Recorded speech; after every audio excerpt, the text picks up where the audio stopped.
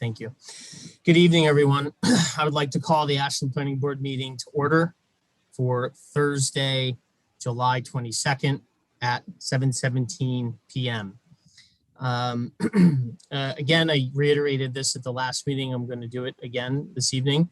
I am the vice chair of the planning board. Tricia Kendall, who's present, is our normal chair of the planning board.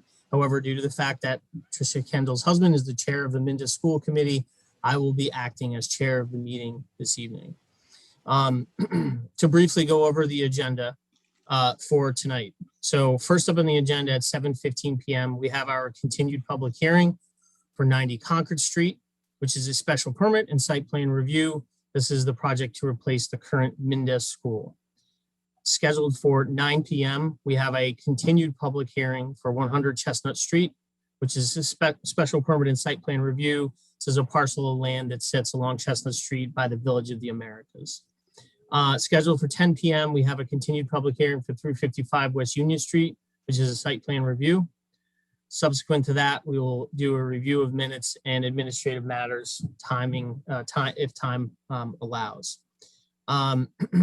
So before we turn this over to the applicants to begin their presentation, I guess I would just like to cover a couple of procedural items. So, and this will be covered again when we get to the public comment section of the meeting, but I want to just say it now as well. Due to the anticipated number of people that likely are going to attend this meeting, the way this meeting is configured is anybody who's not on the planning board or not an applicant who's presenting will be muted and will not be able to unmute themselves.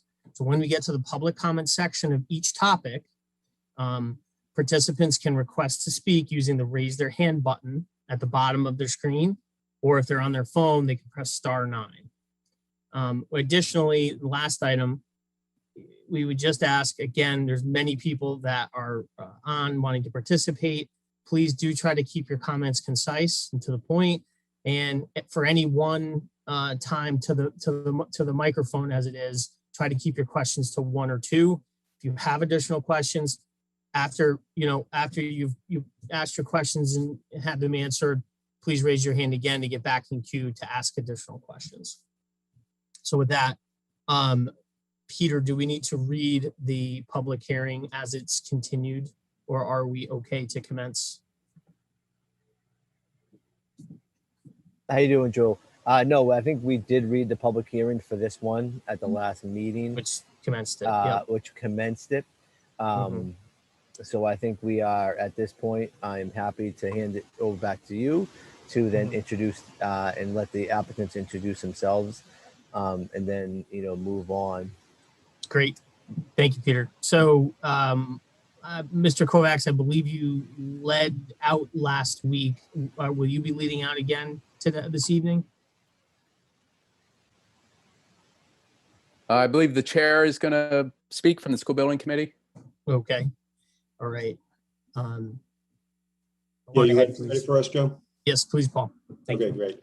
For those who don't know, my name is Paul Kendall. I'm the chair of the Minda School Building Committee. The team is going to be presenting tonight, so I'll let them kick that off in just a second. I just want to make a reminder to the board.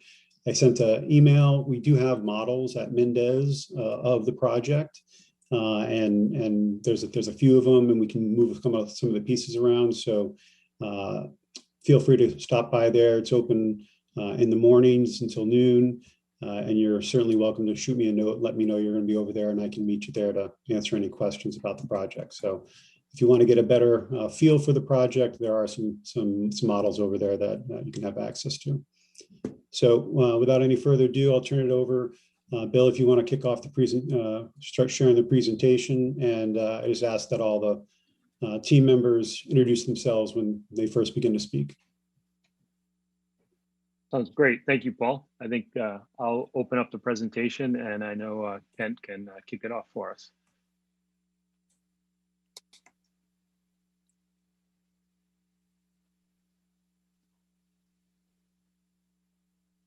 Yeah, thanks, Bill. This is Kent Kovacs from Flansburgh.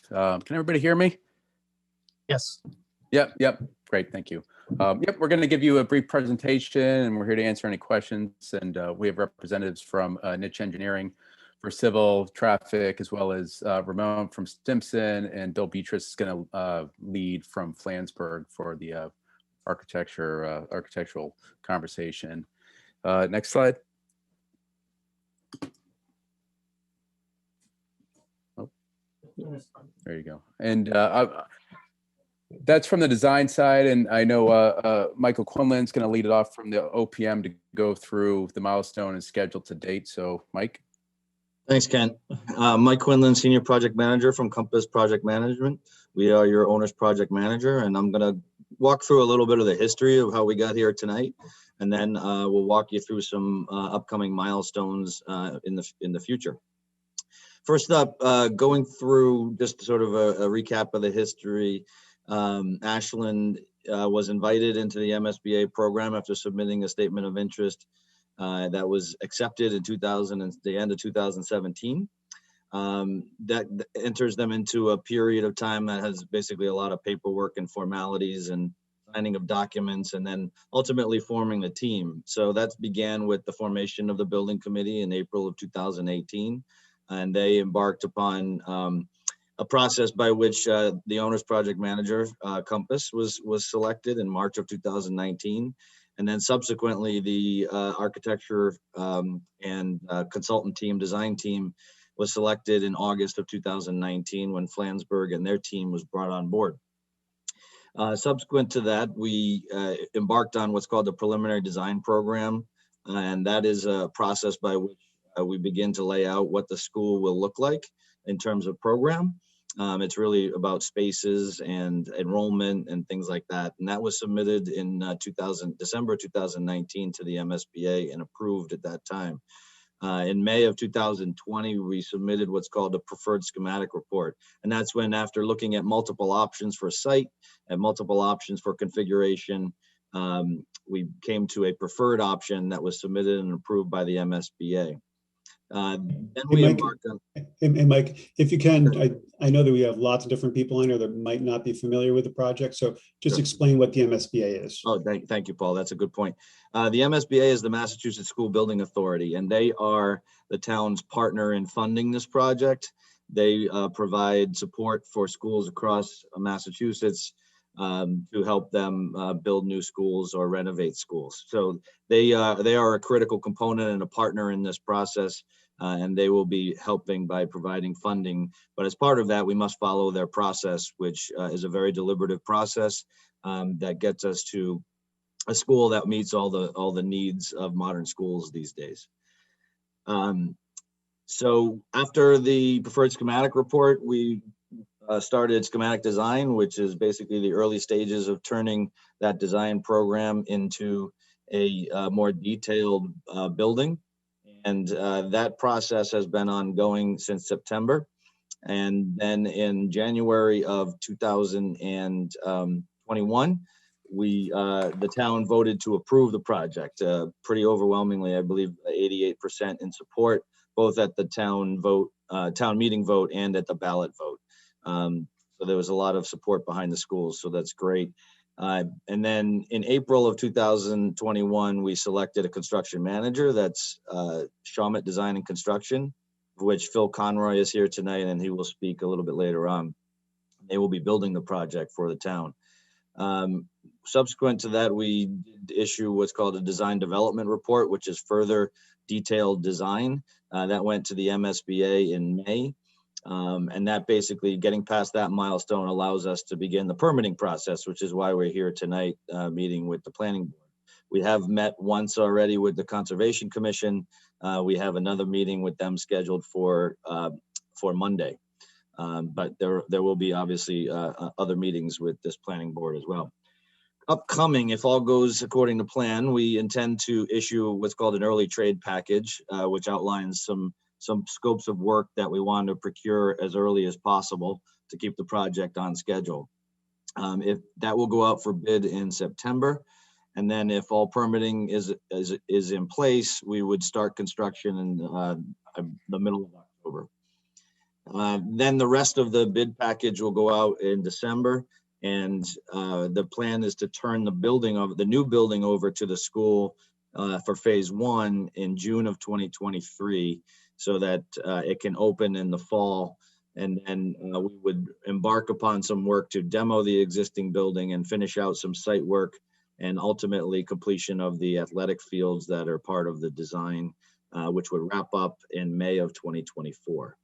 So that gives you a sort of a brief overview of the overall milestones. And I'm going to turn it over to Ramon, who's going to walk you through the landscape and site plan. Great, thanks. Good evening, everybody. I'm Ramon Barlucia. I'm from Stimson Studio Landscape Architects. I'm an associate and landscape architect there. So yeah, just to kind of orient yourself to the site, north is up. You've got Concord Street running along the bottom of the page, and you can see dashed along kind of the middle of the site is the existing Mendez School.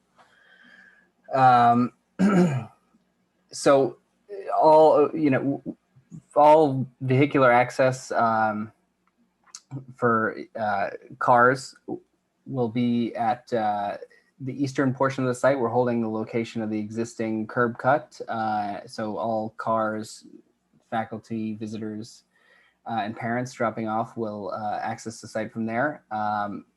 Parents will drive around the parking lot in a counterclockwise loop. There's to drop off their students right at the front. There's queuing space for about 70 cars. And staff and visitors will park in that large 250 space parking lot right kind of in the middle of that loop that was just highlighted a minute ago. And then all vehicles will exit in that same counterclockwise fashion. As for the western loop, that's for service and bus and emergency vehicles only. Buses will enter the site, veer off to the east, and again queue up in a counterclockwise kind of loop around there, dropping off, of course, at the apex of that arc, allowing students to seamlessly enter the school. And then they'll also be exiting the site from the same curb cut. Emergency vehicles and service and maintenance staff will be allowed by a motorized gate to enter this access road along the backside of the school. It's a one-way road. So that'll loop around the back to a loading dock, as well as a few parking spaces for the maintenance staff. And then they will exit into that same parent drop-off loop that we had illustrated before. We really like this because it keeps most of the day-to-day traffic away from where the students are playing. It consolidates it to one small portion of the site rather than having everyday traffic always traveling around the school. And I guess as for students, we've tried to tie the interior programming of the school to the exterior programming as much as possible. So at the western portion of the site, you'll notice some new baseball fields and softball fields, play area, and a hardscape play area. That's all new and all connected directly to the gymnasium. So and cafeteria. So at recess and things like that, students will be able to spill out directly from the school without having to cross any roads at all, and be allowed to play in this kind of expansive play area. And then if you look towards the eastern portion of the site, contained sort of by that service loop and parent drop-off loop, we've got this outdoor learning area, and that's got a direct connection to the academic houses within the school. So you'll notice those kind of blocks that of the building that stick out. Those are the academic houses. And so for any kind of outdoor learning, students can spill directly out. There's a large lawn area and classroom conference ring, as well as some sort of sensory garden beds out there for students to utilize. And so you can go to the next slide if you like. This is somewhat of a planting diagram. We haven't really done the deep dive to assign specific species to each tree, but we've developed a list that we're happy with, and mostly utilizing native species. The kind of lighter the larger green circles that you see on the plan, those are kind of shade trees, mostly rooted in oaks and maples to provide a quick shade to this site. And then you'll see some smaller, lighter green trees. Those are going to be more understory flowering deciduous trees, cherries and hawthorns, etc. Yeah, so those will be kind of located in areas where students will be gathering, flowering to call to springtime.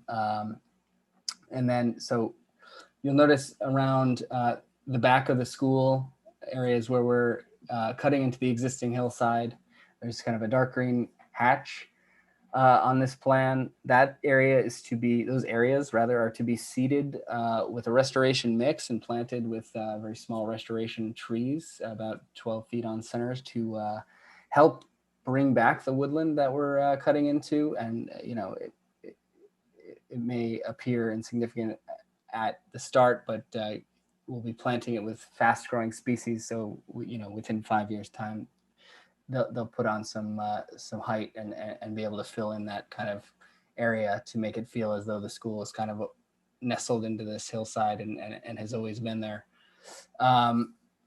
Areas around the outdoor classroom adjacent to most building entrances will be kind of a low evergreen type shrub mix. And then in front of that, we've got a nice perennial and ornamental grass mix as well. You'll notice that there's two kind of yellower areas within the bus drop-off loop and kind of at the south portion of the parking lot where we've got two bioretention basins, and that will be seeded with a bioretention mix and plugs and some water tolerant tree species as well. It's worth mentioning that the parking lot is 250 spaces. In order to conserve space as much as possible, we've kind of reduced the amount of islands within the parking lot itself, and we've concentrated the majority of the trees that are required for a parking lot of this size around the perimeter of it, so that there is kind of a dense tree canopy around the parking lot. Yeah, I think that that touches upon everything. I can hand it off to someone else. Thank you, Ramon. Thanks for that overview. And I think if I could just kind of jump in, I think what this plan shows is that we are being sensitive to the site. We do have an extensive planting plan. We are trying to maintain all our required buffer zones between, the adjacent properties, and those kind of requirements. So with that, I will. My apologies here. I just kind of jump into the floor plans. So just to orientate everybody, this is the first floor plan. This is the main entrance. We have the admin area right here on the right-hand side, front and center. And so, obviously we do this so administration has eyes on the doors, people coming and going, and also eyes on the parking lot that is off into this area over here as well. You come into the main lobby, and then off to your left-hand side is the gymnasium and the cafeteria. And these are the public spaces that, that will be used by, the community as well as the school. So we located them on one side of the plan. And on the opposite side of the plan, we have the academic houses where all our classrooms are stacked up. And that was obviously very intentional to keep those two areas separate but together. These doors allow us to, at nighttime, to really lock off, a large portion of the gym, portion of the building, and just keep the gym and or the cafeteria open for nighttime use. So going a little deeper into the plan, as I mentioned, we have our classroom pods for each grade configuration. There's 3 classroom pods, what we're calling pods, and they all have access to this student common areas, student commons. And what this is a large flexible space that can be used for a multitude of events and educational activities. And it's adjacent to all these classrooms, so they all feed into it. The art room is adjacent to this area as well. And on the first floor, the art room has access to the outdoor classroom and to the outdoor learning areas that Ramon pointed out earlier. So again, we're trying to like maximize the site usage, give students the teachers and students the flexibility to perhaps, utilize the outdoor space as much as possible. And then moving on to the second floor, as you come up the main stairs, the media center is kind of front and center of the building. And from the media center, we have access to an outdoor classroom. This would be, or outdoor classroom area or learning area. And this would be a paved area with some greenscape around the perimeter. And again, it's about maximum flexibility, giving the school as much space as possible to utilize any way they see fit. And again, the classrooms, they all stack. So it's a mirror image of what's below, and they all have access to this second floor academic commons. And again, the art room you have that adjacency with the art room. So the art room can spill out into this space. These classrooms could potentially spill out into this space. So it's a very concise, thought out plan. It represents a lot of back and forth with both the MSBA and the school staff in the district. So what does this really look like? Well, right now we are in the process where we're evaluating exterior material. So the palette will be brick for the most part. We are looking at using precast panels and maybe possibly slate as accent panels. We will be utilizing metal panels for portions of the building, and we will also have some phenolic panels. And those phenolic panels, they have as you can see here, a wood grain texture. And again, that's us trying to bring the indoors, outdoors back into the building. And so these are the materials we're using. We're looking at a couple of different color palettes, and we can go through some of those looks right now. So, and actually, I'm going to pause right here and just to remind everybody, like Paul said, we have physical models at the Mendez School, along with actual samples of the brick and the metal panel and the slate that we're presenting here. So one option we're looking at, or one palette, would be red brick. And I'd classify this as kind of like a traditional schoolhouse red brick. So here this top image, you get a good sense of how we're nestling this building into the landscape. Some kind of traditional red brick. Precast panels for the academic, for the administration wing and the media center above. Here's another view close up of the entry. This view is from those play fields that Ramon was talking about, the gymnasium. So this shows that connection. And this is a nice rendering of that interior courtyard. And again, this scheme is the red brick option. Oh, and the other thing I should note too now is we are, anticipating photovoltaics on the roof. That would be done via a separate contract. So then the next scheme we're looking at would be red brick again, but replacing that precast with some slate. Slate's, it's a very durable, natural material. It's very, it's very classic, and it's one of those materials that we are looking at with the building committee. Here you can see all the same images, but we switched out the slate. So another option would be tan brick. This kind of is a little softer approach. So we're looking at some tan brick. Again, the precast panels at the admin and media center. And here you can see all those same views with the brick, tan brick, and the precast panels. And of course, the option B to this would be the same color palette, but we're going to potentially switch out slate for precast panels. So you can kind of get a sense of what that looks like.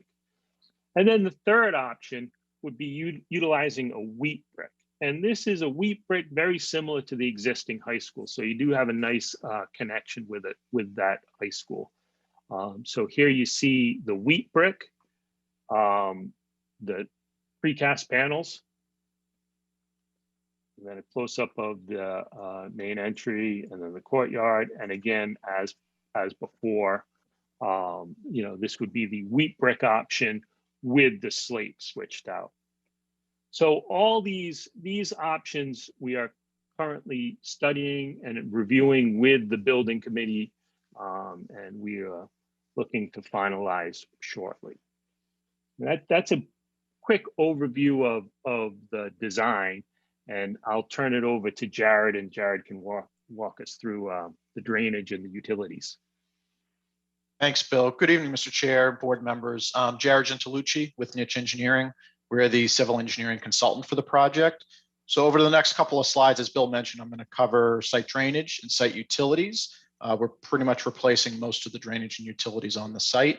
So what we have in front of us here, this is our proposed site drainage plan. You can see all of the drainage structures and piping are shown in blue. We are pretty much replacing everything on site today. There's minimal site drainage on the site today. It does not meet any current stormwater standards. So we are replacing the storm drainage system or stormwater management system to meet all current stormwater management standards. We have multiple structures throughout the site, deep sump catch basins, water quality structures, area drains, trench drains to assist in collecting and conveying runoff from paved areas, including the loop road, the parking lot, as well as the roof areas from the new building. In addition to the conveyance system, we also have a number of surface and subsurface best management practices that are going to allow us to provide mitigation of runoff to keep peak rates down, as well as provide stormwater recharge or groundwater recharge and treatment as well for some of our systems. So, and just to point out a few of those, we have 5 subsurface underground recharge systems. There is one on the north side of the new baseball fields. There are 2 that are along the west and the south side of the new baseball fields. There's a 3rd system that is just to the west of the main entrance driveway. And then we have a 5th underground recharge system that is under the main parking lot. So those will be underground recharge systems, combination of either chambers or perforated pipe in a crushed stone trench.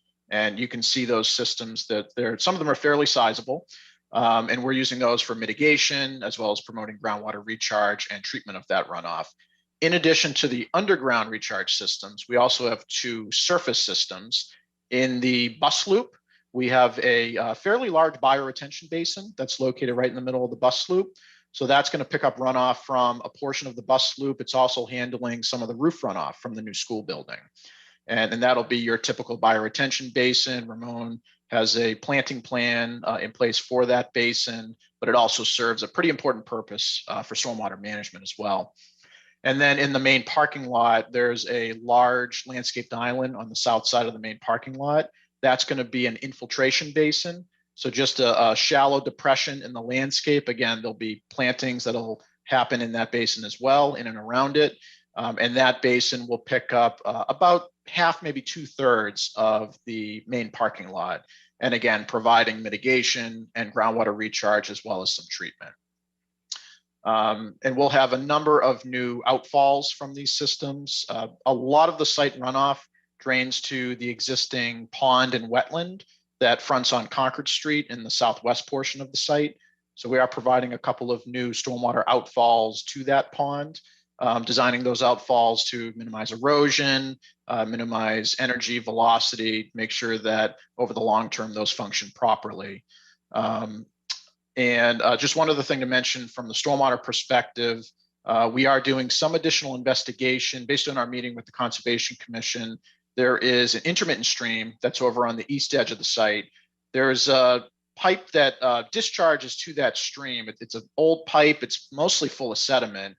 but there is some flow coming out of it. We are doing some additional investigation just to determine if that pipe actually connects to any system on site. We haven't found any record, either through record plan research or through site observations yet, but we are doing some additional investigation to try to pinpoint if that pipe does connect to anything or if it's just an old abandoned pipe. So we will have more information on that fairly soon.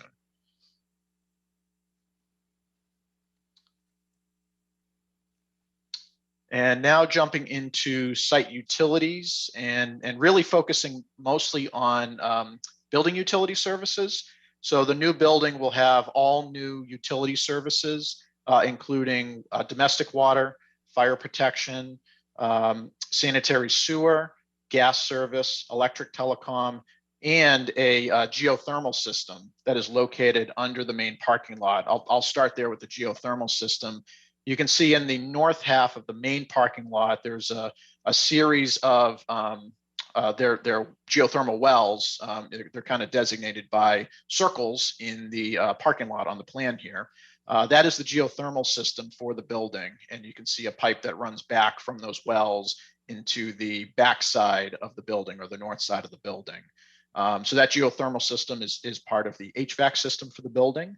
It is a closed loop system, so there's no interaction of that system with groundwater as there would be with an open loop system. This one is a closed loop system. So again, that'll be part of the HVAC design for the building. In addition to that, I mentioned we have domestic water fire protection. So water services for the building, as well as servicing hydrants on site.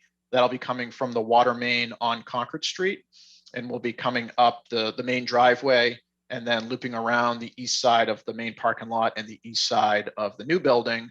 And that'll be coming into the back side or the north side of the new building into the water room to provide domestic water and fire protection service for the new building. Sanitary sewer, we have multiple exit points from the new building for sanitary sewer.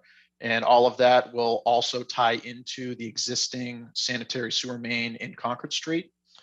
Electric and telecom, similar, we'll have brand new services. Those will also tie into the existing services in Concord Street.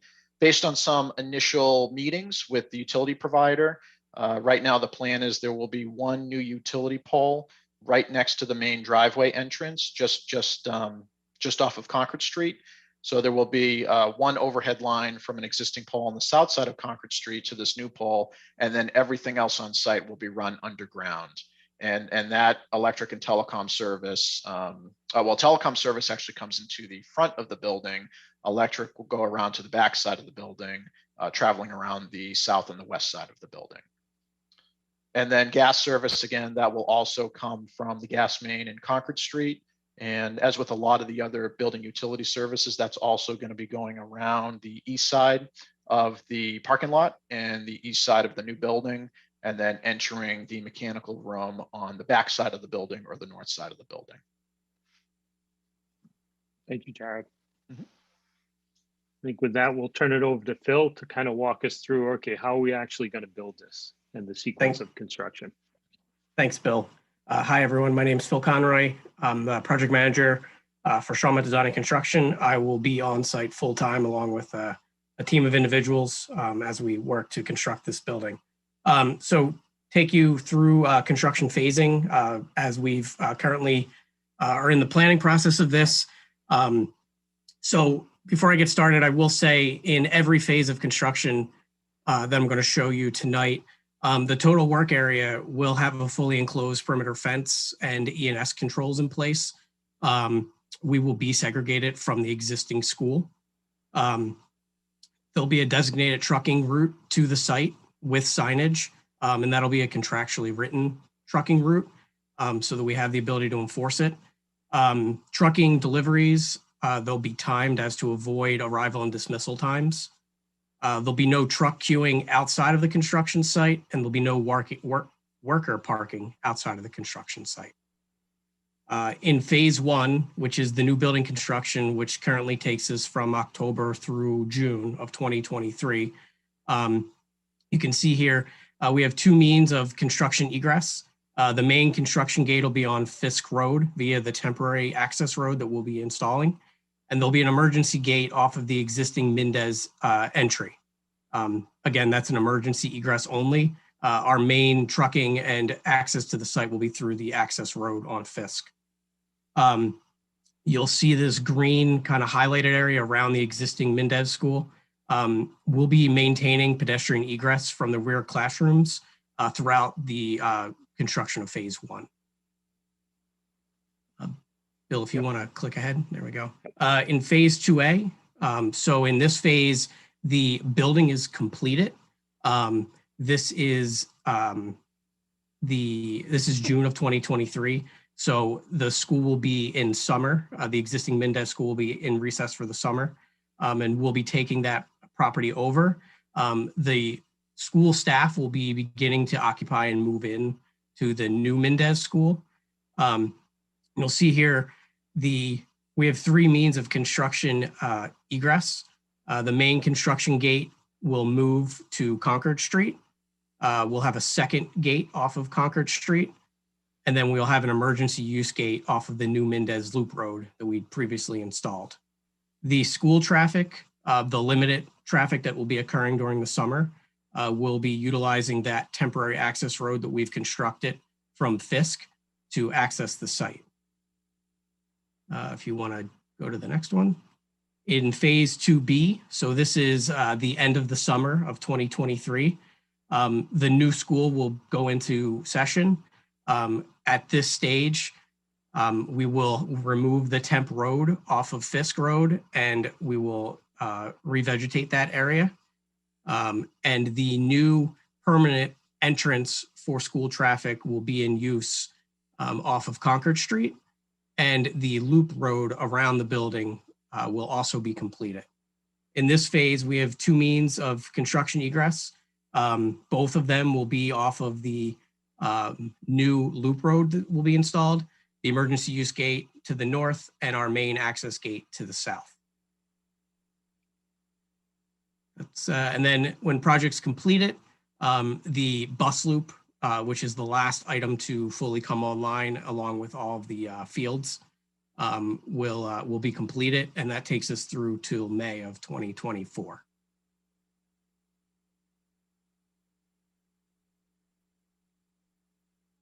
You're muted, Bill.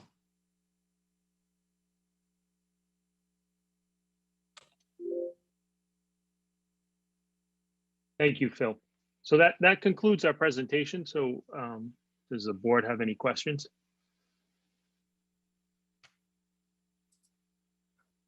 Thanks, Bill. Yeah, so at this time, we'll open this up to the board to begin to ask their questions on this regarding the presentation we just had.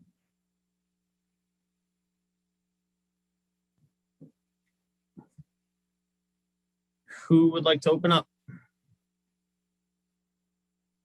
Well, I will, Joe, if that's okay. I just had a couple questions. Sounds good. First of all, somewhere, and I cannot remember where, somewhere in this, I believe the stormwater report, there you talked about, I think 100-foot long stretch of road that was maybe the only area where the stormwater runoff can be across the road and through a certain amount of vegetation before being caught in the system.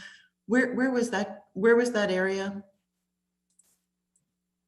Yes, I can answer that question. This is Jared Gentilucci with Niche Engineering. So that is right along the western driveway. So there's a stretch of the, oh, thank you, Bill. I'm going to get the site plan up for you. Sorry. Okay. That's okay. So yeah, there's a stretch of the western driveway right as you come into from Concord Street up to about where the driveway turns to the right and heads towards the bus loop. So that's a stretch of the driveway. Actually, it exists today. It exists with some parking on it today. We're going to be eliminating all the parking there. So we're going to be reducing the amount of pavement in that area. It is very close in elevation to the wetlands that are just to the east of it, just to the right of that roadway. And so what we're planning to do there, it is an area that is, it's a little bit difficult to do your traditional stormwater management and treatment just because we are maybe a foot or two above the elevation of the wetland. And we want to disturb that area as little as possible. So what we're planning for that area from a stormwater perspective is we're reducing the amount of pavement. So it's going to be just the driveway with no parking. And we are providing a water quality swale that will run along the edge of the road, and that will provide some treatment for that runoff. Currently today, it runs directly into the wetlands without any treatment. So we want to at least improve the conditions there.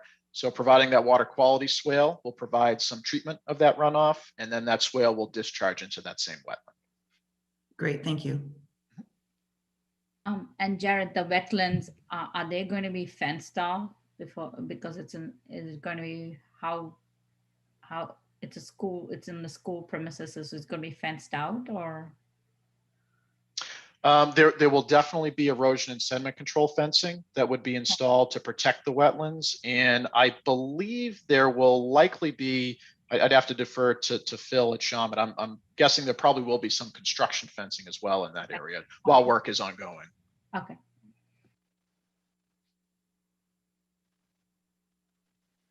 I have another question in regards to parking. Anyone who has had a child at the current Mendez knows that parking was scarce at any kind of event. But I'm wondering, and I appreciate a number of cars that can be provided in this loop road for drop off, because everyone knows things get very backed up on Concord as all the traffic, the buses and the cars come together. But I was wondering about the parking lot itself, and mentioned about 250 spaces. And I'm wondering how that number was reached. I can respond to that, if I may. Well, right from the start, the school needs 100 for staff. There's 100 staff right there.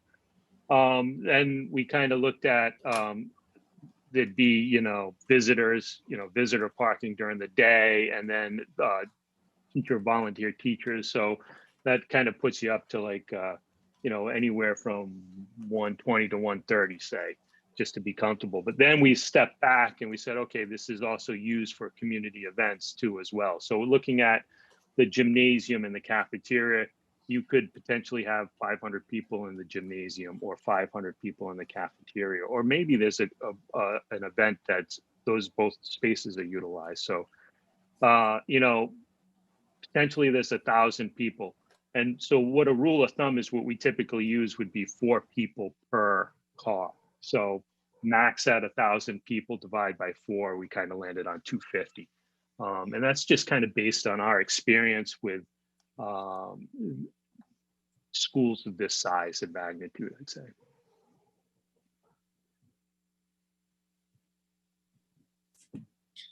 So,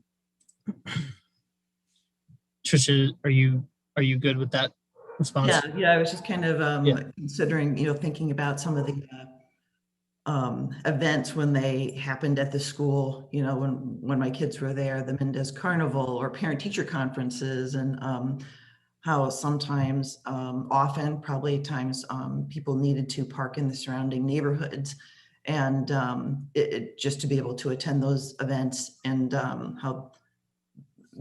I was just wondering a general question about how that number is kind of reached, and in those kind of fluid changing parking demands. So it seems that it's partly based on absolute need for the everyday, but also looking at not worst case scenario, but maybe typical scenario for a large event, and how the parking area could accommodate those, ideally most or all of those visitors for those events. So it seems like that was answered.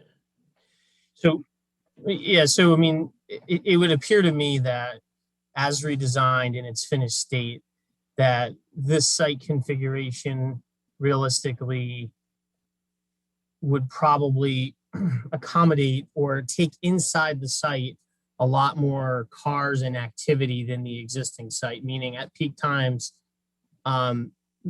this site has the ability to kind of take in and store internally with the design of the loop road for, parent pickup, and the separate loop for bus, and keep that separate and apart. Like, I guess in your analysis, is is this configuration, does this provide more capacity and effectively reduce the impact on Concord Street and other surrounding roads? Is that the conclusion from the analysis done in this design? Yes. Yeah, absolutely. I mean, it was one of the design drivers, one of the problems that were flagged early on in the report with cars backed up along Concord Street. Yep. And we looked at how can we get all those cars off Concord Street, and then also, as Ramon pointed out, separating the traffic flows between the buses and the parent drop off. I mean, I think it's I think this is a very thoughtful. I think everything about this is extremely thoughtful and well put together. So, I do thank you for that. Oh, sorry, Joe. So if we could for just one second. So I do, another example of the thoughtfulness of this proposal, I think, is the way the site kind of puts front and center the existing graves that are on the site that do contain the remains of Revolutionary War veteran, amongst other people from the history of Ashland. And I think that's wonderful. I think that's wonderful that you guys have done it in this way. I guess I did want to go to one of the slides. I believe it was the all of the piping and telecom lines and everything. Sure. If you could go back to that. Yep. It did look like some of those pipes and lines, as they get dropped in, some of those do cut pretty close to that small, stamp of land. Do you guys? They do, and the intent is to avoid that. So we will be respecting that obviously that grave site. And so one of these lines right now in this plan does show crossing over, right through that. So that will be adjusted in the final plan. Okay. The intent is that there's no disturbance to that. The intent is there's no disturbance to that at all.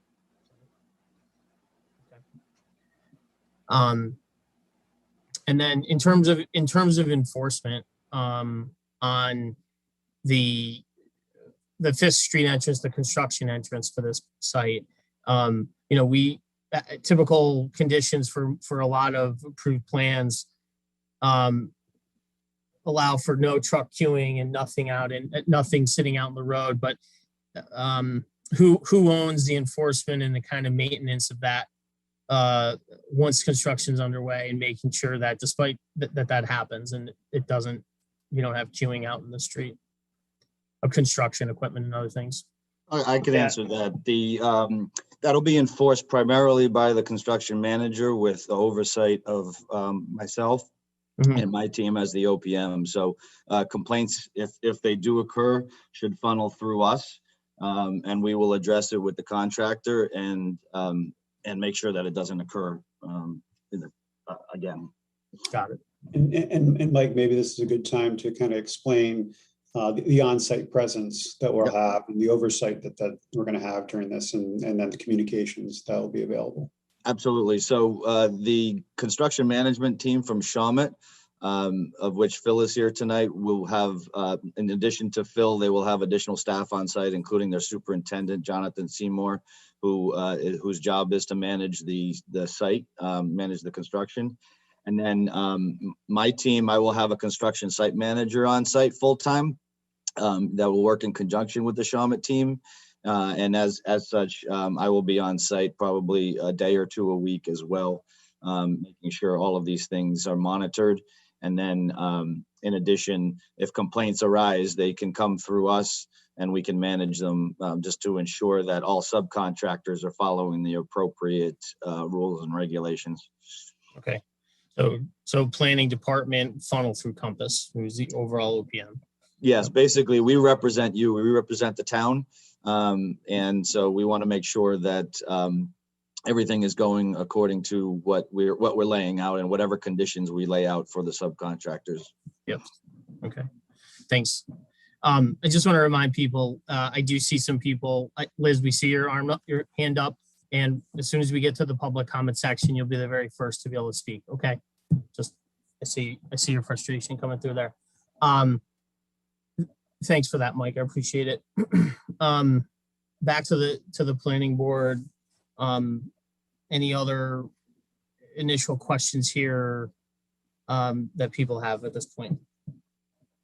If I could I hear a little bit more? I'm just reading in the application, you pointed out some of the benefits of the project, including the some of the efficiency improvements, the energy efficiency improvements. Could you elaborate a little bit and give us a sense of what the efficiency improvements are? Tell us a little bit more about the LEED certification.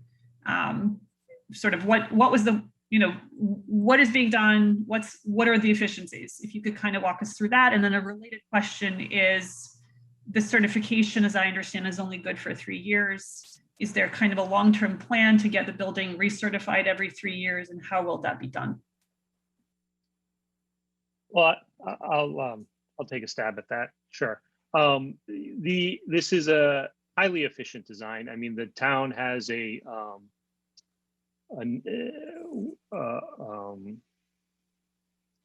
goal for all buildings to be net zero or net zero ready, and we're trying to meet those standards with a very low EUI. Right now, we're tracking I think 25. So in order to get there, People may not know what EUI is, Bill. Energy use index. So it looks at the total energy consumed by the building. And in order to achieve that low EUI, there are a number of things baked into the cake here in our building. And those include, it's a very robust building envelope. So we have additional insulation in there. We have a very efficient mechanical system. That's part of that is the use of the geotherm well. We have additional insulation on the roof, triple glazing in our windows. We also have it's a compact design. We've looked very closely at the ratio of openings to the wall, the window to wall ratio opening. All those design drivers get us to a very efficient building. The project will be LEED certified. That's part of the agreement with the MSBA. You get some additional funding for that. And whether or not the town chooses to recertify it, 3 years down the line or after we're done, that's kind of a town thing. I'm going to jump in here too. This is Ken Kovacs with Flansburgh. I just want to, just take a step back, looking at the existing footprint you have of the building. Right now you have a very inefficient building that's a sprawling, 100,000 square foot footprint stretching across the site. This reduces by 20,000 square feet. So right there, you're doing something great to reduce the impact to the overall site. Yeah, you are increasing some of the, pavement for parking, but that's all balanced. But when we look at the building and the compact footprint and how it responds to the site, the way the district laid out their educational plan and the form that formed the basis of this building footprint based on the pods, each of those pods can be down, kind of the utilities of those can be turned down. So in the summer, you can turn down each of the pods. You can just use the community wings themselves.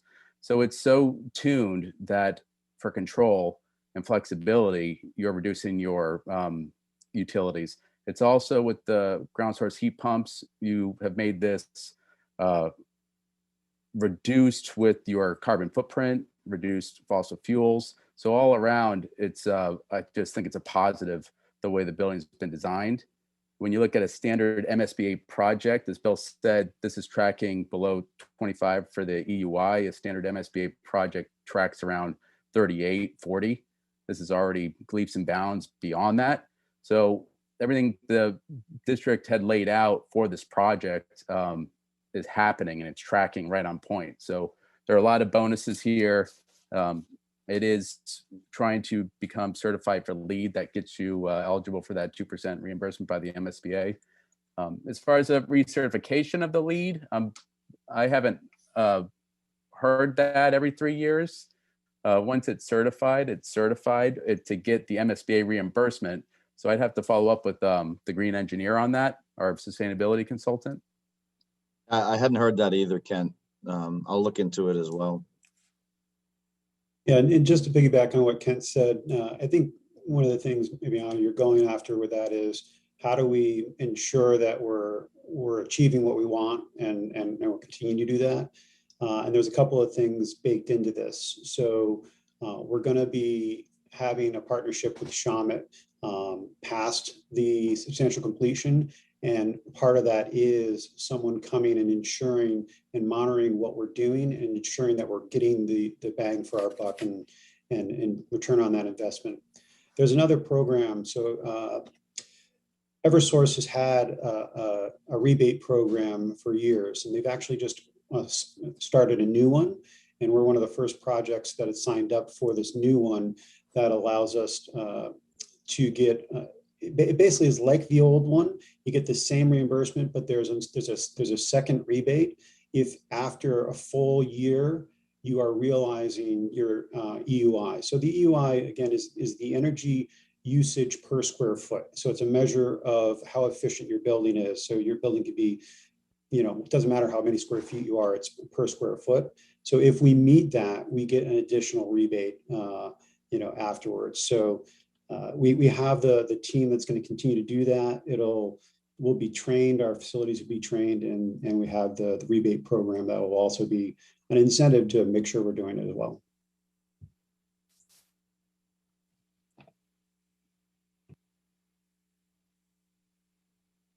Okay, thank you for that. Any other planning board members have any additional comments or questions at this time? Two things, just because they relate to the special permit. One of the things that's noted on the special permit is the disturbing of steep slopes. And I was wondering if you could just talk a little bit about that, where they are on the site, and how you address that. Sure. Yeah, I can address that. This is Ramon Varlosia from Stimson Landscape Architects. Predominantly, the disturbance to a steep slope happens at the north side of the site behind the school building, where we're cutting into that hillside. That is a steep slope that we are disturbing. We're attempting to retain a portion of that slope with a modular block retaining wall. But in order to keep costs down,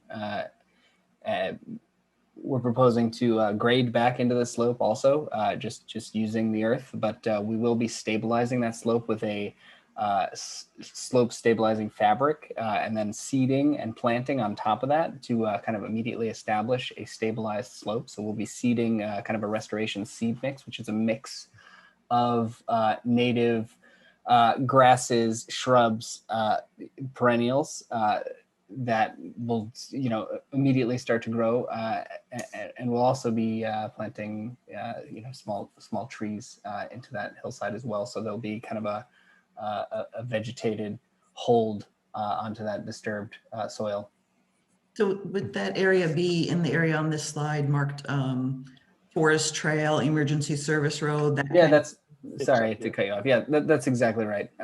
It'll be this is a bit of an older diagram, I'll say, and the design has somewhat evolved since, and you can even advance to the next slide to see kind of a more current design. But yeah, so in the areas that I had discussed earlier, and with that green hatch, those are that exactly that you're highlighting there is going to be a disturbed hillside, as well as immediately adjacent to the new school, to the gymnasium. We're attempting to hold on to some of that existing woodland and restore it. That'll help kind of bring some scale to that large volume, the gymnasium and the school. But anyway, that to answer your question, that's the steep slope that we're disturbing.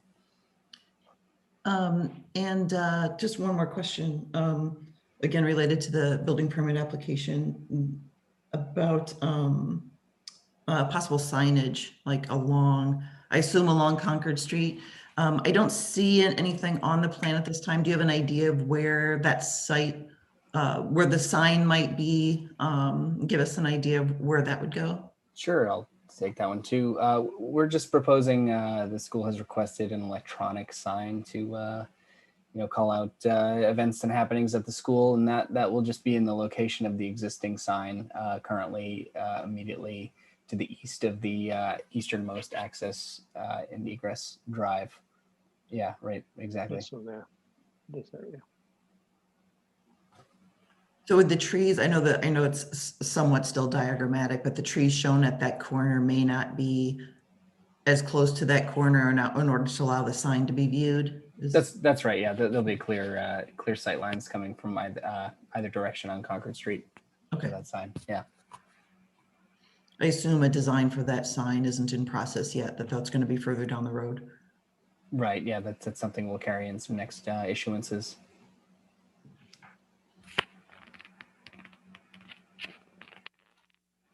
With regard to, go ahead. I have one question. I believe you said that the water connection is coming from Concord Street. If I'm not wrong, they are residential. Their residences along Concord Street. So will it have minimum impact to any kind of water pressure or water supply to the residents there? Jared, would you like to take that one? Sure. Yeah. So we would expect minimal impact to the local residents. The connection into the main, the plan for the connection would be that it would be a wet tap connection. So we would not need to shut down the main in its entirety. And then the demand of the school, and Bill, you might be able to speak to this better than I can. The school plumbing fixtures are going to be much more efficient than the existing school. So we would expect that the actual water demand of the school really wouldn't be any different than the existing school and the existing site, might even be a little bit less. I think the one big change is that the new school will have a full fire protection system. So that would also come off of that main in Concord Street, but that would obviously be used only in emergencies in case of a fire. Okay. And my other question is on the athletic field, what kind of lighting is being recommended? I know it's pretty behind and it's not in, and it's got a lot of woodland coverage behind, but what kind of lighting is going to be in those fields? There currently is no athletic lighting. Oh, okay. What other site lighting, Bill? I'm assuming there's some sort of safety lighting in that area. There will be some lighting along this loop road for safety and for egress, but there's no athletic lighting. As I think as people see a fields, they think of these big towers with multiple. Like high school, right? Like the high school. Okay. Yeah. I was imagining. The site will be, since we're talking about it, I mean, it's important to note that, the site will be lit for, vehicle access, pedestrian safety. So we've got some lights in these parking lots. We have, pedestrian lighting along all these paths here, for general safety and security. Okay, thanks.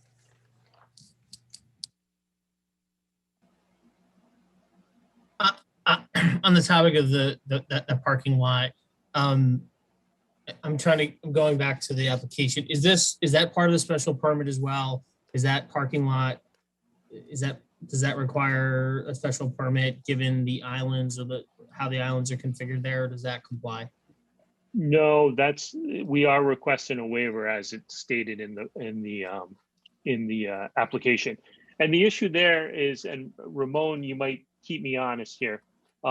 We are proposing having this all pavement, no islands in between. Other than what we see, right? These, other than what we see. Yep. And that came about as conversations with the school and ease of snow plowing and going back and forth with the school. They kind of requested this, and we find that very often with these kind of projects. Yeah, and another reason, Bill, was also the geothermal wells and kind of the those need to be kind of, or our desire to keep them sort of compact and close together and beneath the parking lot didn't really allow for us to put intermediate islands in a lot of that parking lot either.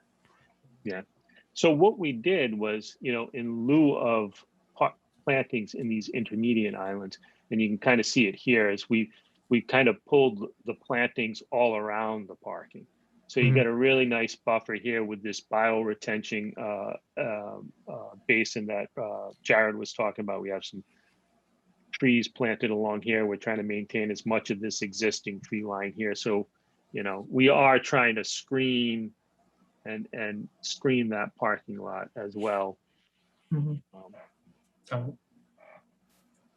And we're hoping, as the current budget unfolds, we're still looking, but we're hoping to put some of the trees in a little bit larger than what you require in the zoning bylaw, at about a 4-inch caliper, so that they'll have kind of that instant effect and start to throw some, significant shade right out of the, right from day one.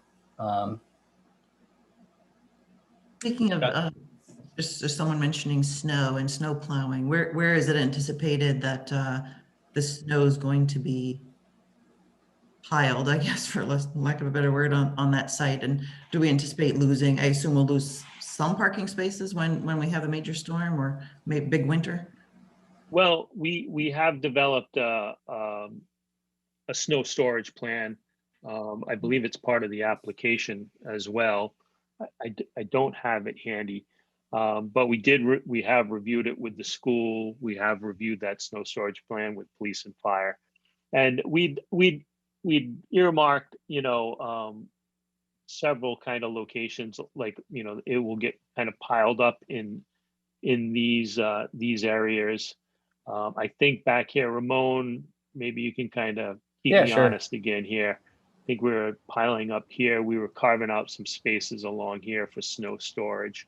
Yeah, that's right. And I think generally all the roadways will have a 3 to 5 or greater foot shoulder around them for snow to be evacuated onto. And then, as Bill was saying, within that parking lot, that's kind of the biggest area. But we'll be able to store snow around the perimeter of the parking lot. And again, there'll be a shoulder before the bioretention basin that will be able to store snow along as well. And that'll, melt and go into the pre-treatment before going into the drainage system. So, sorry, where specifically you're just referring to, the bioretention area? Yeah, sure. So there's going to be a 10-foot or so shoulder from kind of where you would nose in to park beyond to the edge of the bioretention basin. Is that a depressed retention basin? Does that drop down? It does. Or, yeah. Okay. About 3 feet. Got it. At the deepest. Okay. Got it. Okay. I do want to review. I do want to take a second look at that snow storage plan. Sure. So that'll be a follow-up for myself, just to review again.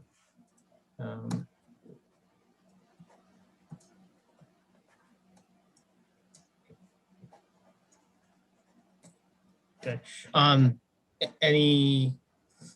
Any other questions from the board, or is it time to open this up for public comment? I have one kind of curiosity question, and I think it's appropriate looking at the bylaws as far as special permit. I'm curious if the construction plans took into consideration, and I hate to ask this question, but in this day and age, it's necessary, sort of school security issues, public safety type of stuff. Was that something that was evaluated in this environmental design, if you will, of how this would be built? You're talking about the design of the new building, not the construction. Absolutely, yeah.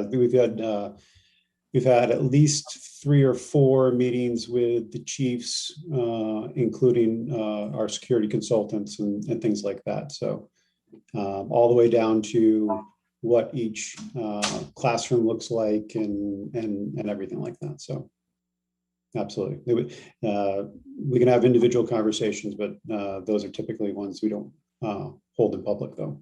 Understood. I just wanted to understand if what we're looking at was connected to those discussions.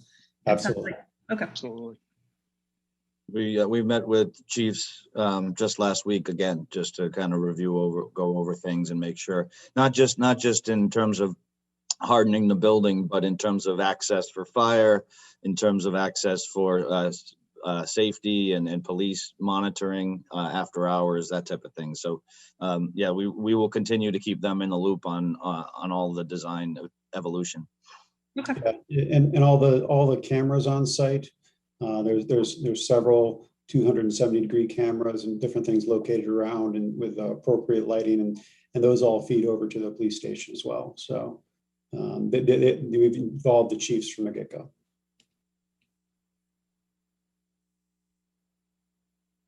Thank you. Okay. Are we good for now? We're going to open this up to the public. Planning board, last call.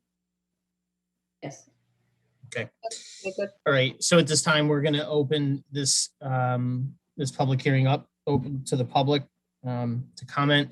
Just to remind you, please do try to keep your commentary concise and try to keep to 1 or 2 questions per time at the lectern, if you will.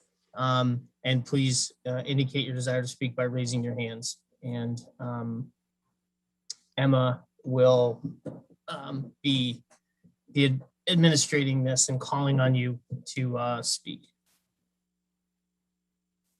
And if I could just add, please introduce yourself with your name and address when you begin speaking. So we have one hand up. I'm going to invite Stephen Morgan to unmute.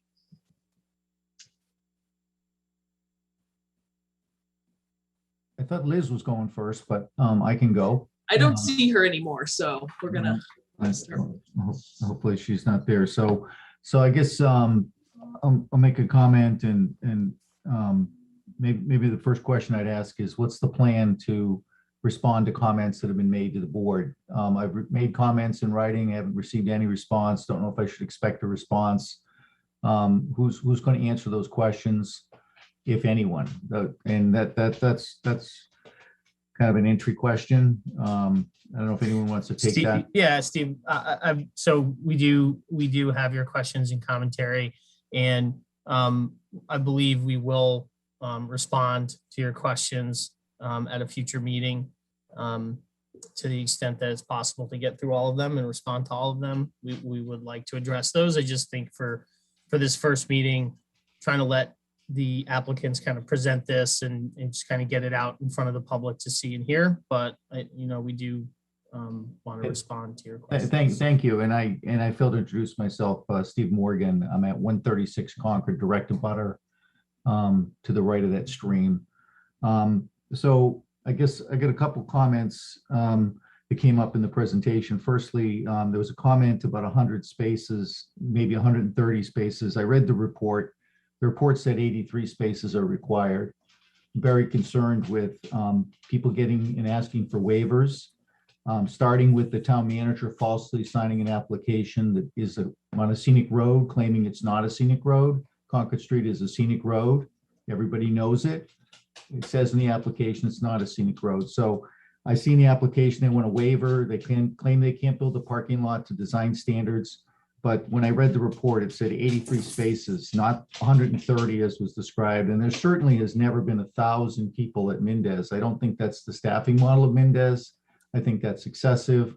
I do agree there's a current problem to be addressed with cars on Concord Street. It hasn't been addressed for years. And so I'm in support of getting that traffic off the street and in front of my driveway. People are very courteous in the morning and they do let you out, but the whole street is blocked. So just a comment on parking spaces. I think that parking lot needs to be reduced, no matter where it's located, to an appropriate size for the application of the school. And it needs to be built to design standards, not waived.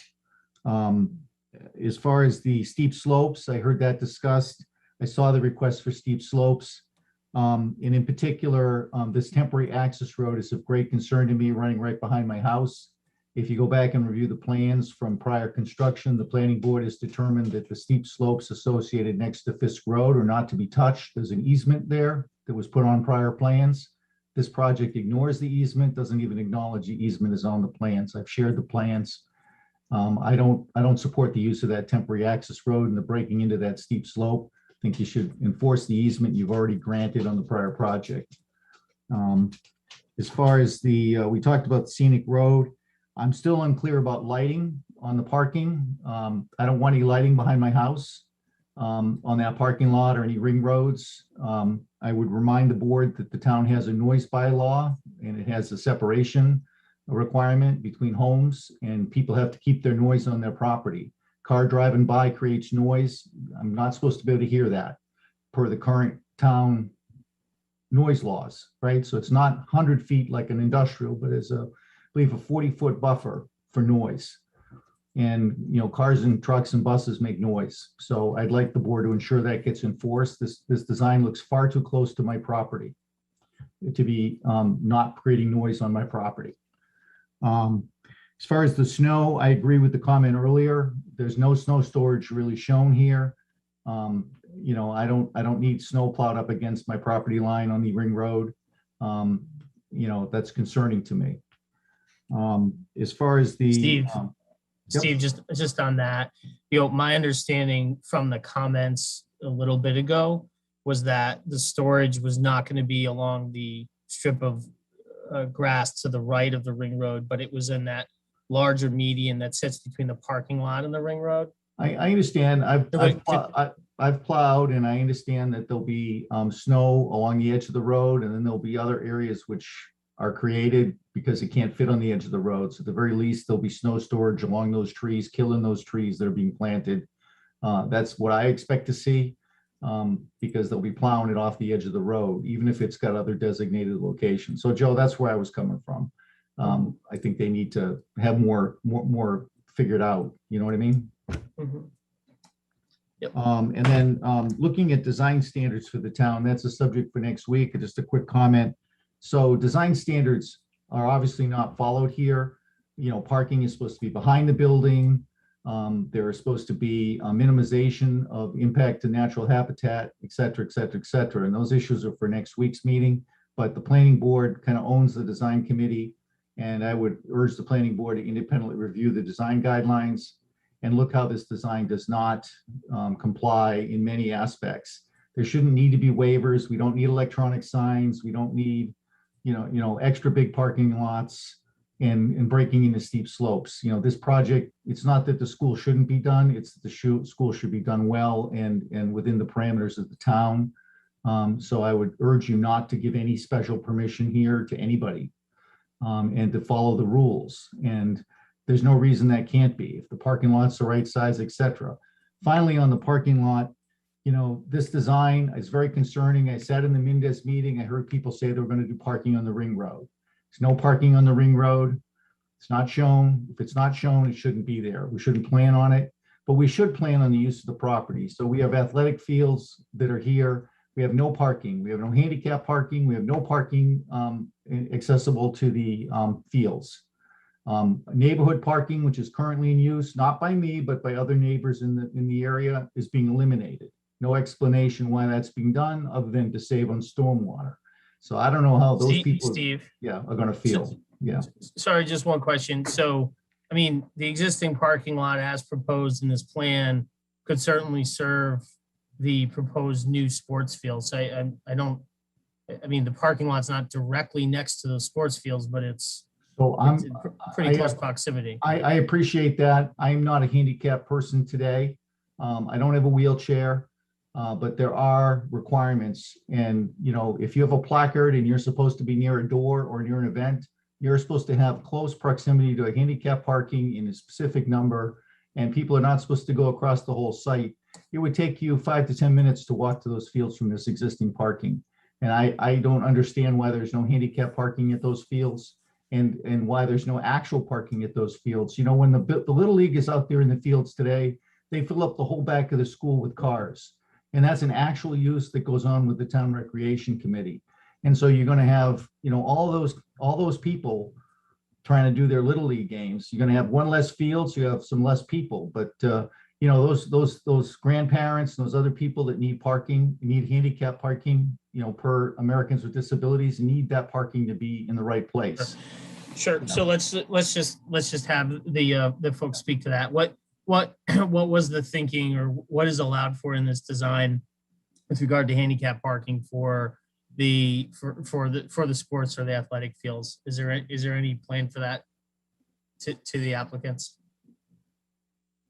There are handicap spots designated in that current parking lot, and there is an accessible path from that parking lot to these fields.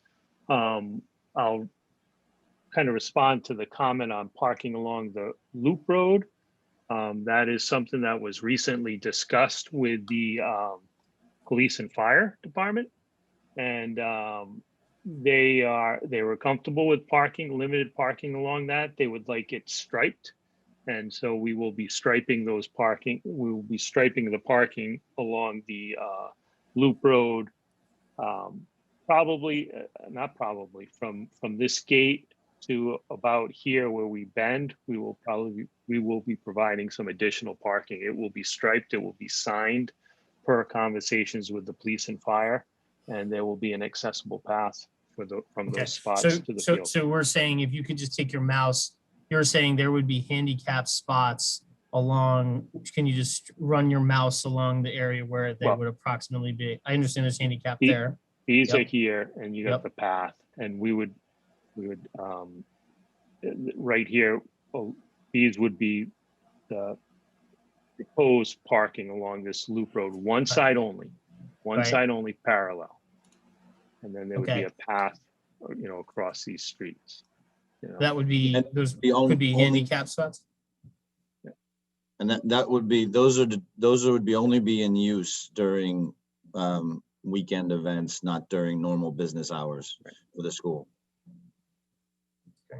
Could you also speak to the comment made about parking design and the waiver you're seeking? Or explain what the purpose of the waiver is or the reasoning behind it? The waiver we are seeking is the elimination of planted areas between these stalls here.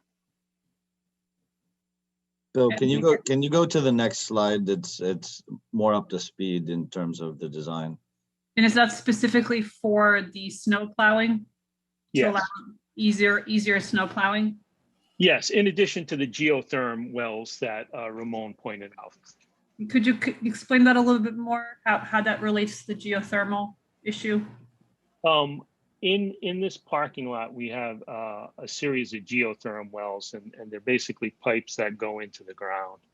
And some of them creep over into this area, so we don't want to plant on top of those. Yeah. Can you go back to the one that shows them in the ground, just for Anna? Just she'll see it. Sure. If you go back. So Anna, when you look, when he gets there, there's a bunch of, see those black circles? Yep. Those are all the geothermal wells that are going in the ground. And they're all piped together, and they bring that water into the building here. And is that the primary reason for the waiver? It's one of the reasons. I mean, that and the snow plowing, the ability to just be able to clean this hole. Yeah, so they're both drivers. We have to have the DPW be able to service the building from a snow removal perspective, and really quickly in the morning, so we can have school. And so it's also about that and safety, so we can clear that lot quickly in the morning and keep it safe for everyone. So it's both those things. And with respect, that's why we have design standards, so that we have good parking lot designs that meet all of the trade-offs that the town would expect to happen. Schools are no different than any other parking lot in town, and they shouldn't be. Maybe the parking lot is just simply too big.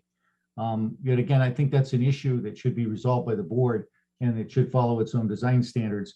I've taken up a lot of time, so I'm going to finish with my last comment, which is I've made the board aware, and I've recently had it confirmed with a legal opinion, that this is an Article 97 site behind my house. And if the town hasn't gone to court to confirm that it's not, I think you have a concern here because you have essentially an attack upon land that was granted recreational improvements and grants, and it's supposed to be protected. So I appreciate that we need a school and that we should be doing a design that does not impact the recreational area unless we're going to go up to the State House and get approval to impact that area. I have got my own legal opinion. I'm not trying to go to court personally or with town members to stop the project at this time, but I know town council created something for Board of Selectmen. It's without question that on multiple occasions, the town voted with clear intent to preserve this land for recreation. And that is a live issue that this board should address. So Steve, I'm going to address that right now. So you raised this issue at this point a number of months ago. At the end of the day, the existing athletic fields were not acquired or created with the use of CPC funds. Existing athletic fields were refurbished, replenished with the use of CPC funds sometime in the last 20 years. And I've contacted Stuart Sanguinor, who is in charge of the CPC in Boston, and he is of the opinion and feels confident that because of the way CPC was involved in these parcels, it was not acquiring it or creating the space, that this is not Article 97 land. We have the letter from town council, Attorney Mead, kind of stating her view on this. And we have the opinion of Stuart Sanguinor with regard to this as well. So I understand. Respectfully, I appreciate that. And I'm telling you as well that I have the opinion of the attorney who won the last case in 2017, and that there's a live controversy currently in the courts in Gloucester on this very topic. And so the idea that it's a settled issue and is not a live issue is a misunderstanding of where we're at on this. It's a live concern and it should be addressed. And like any other concern, I think it's incumbent on the town to go get a ruling or not have to have people sue the town. Because it's clearly a controversy. I understand difference of opinion. I mean, I do think that the fact that that this project does ultimately recreate the athletic facility, the athletic use that is currently present on the site, I think that beyond the things I've stated already, I think even from a very simplistic perspective, the recreation is preserved. And this project and this work preserves that recreation and recreates that recreation in new, and frankly, better than it exists presently, right? So understand your opinion. So there's a net reduction in recreational space. You're going from 3 fields to 2. This park in particular, 2 of the fields, unlike the third fields, was dedicated in 2004. A vote was taken to dedicate that field. And notwithstanding the sign being taken by someone in town to make it look like it's not a park, I sent the board a picture. This is clearly a dedicated field. There's longtime use by the recreational department. And it was on 2 occasions in 2013 and 2014 that CPC and the town voted to preserve these assets. So it's a story there. I've asked the BOS to detail that story. They haven't taken a public meeting on it, but this is a moving train. So it should get addressed. We should do it in a constructive manner instead of trying to ignore it. That's all I really can say on it at this point. But the board has responsibility to ensure this issue is resolved. With due respect, Steve, I don't believe that we're ignoring this, but I appreciate your comments. I appreciate your input on this. And I think at this point, if we would like to move along to anybody else in the public who would like to comment or ask questions on this.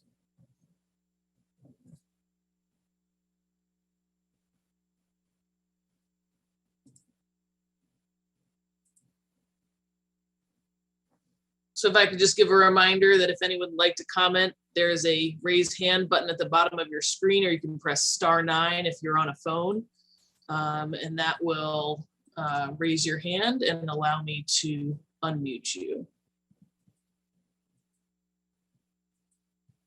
Okay, I see a hand from Mark Dasoni, and I'm inviting him to unmute. Evening, thank you. I figure I would come in around this time, figure this would be going full bore. And understanding that this is worth the time and efforts to talk about it. And I do, to state the first thing, I do not understand what 97 land means. And I don't want to ask anybody about it because it sounds like it could be, well, a 4 or 5 page sort of docket sort of thing. But I'm looking at this as saying, if this does go through, when this does go through, how often will public comments be set on the record? And how long will email send-ins be going on for this? Because this is going, once you adjourn your meeting tonight, there's going to be a lot of people still asking questions and want to know about what's going on. How much longer before public input email?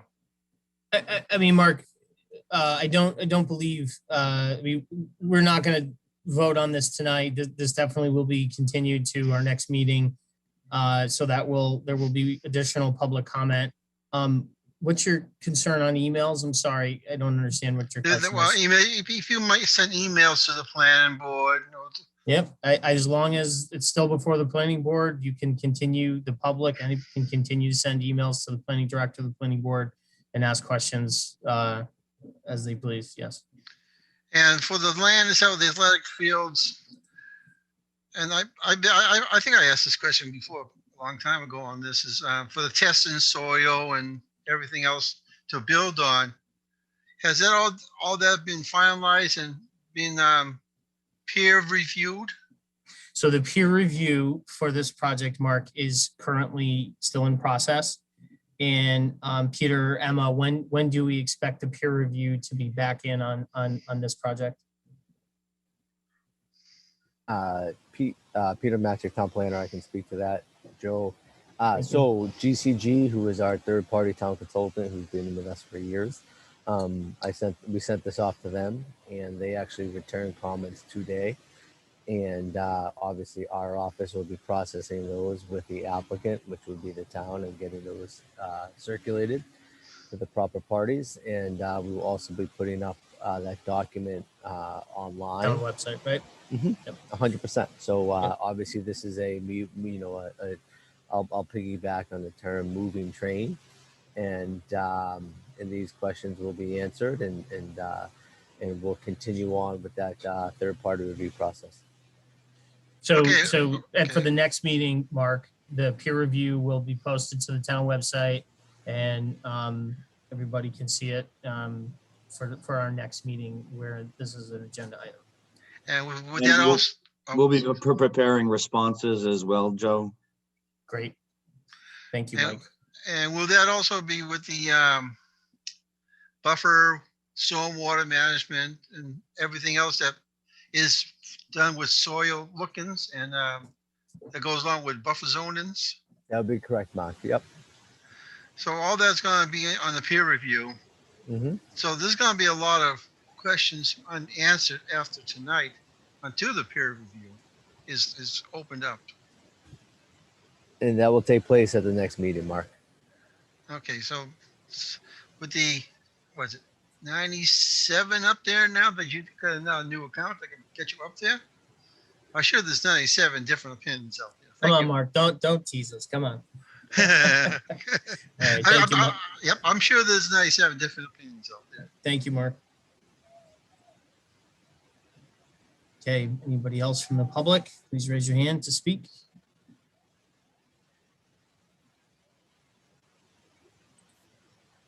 Mr. Chair, if I may, just while we're waiting for another person, I'll kind of also give some information on why 250 spots. To give you some context, the student body is roughly about 660 to 650, 660 students, each grade averaging about 210 students.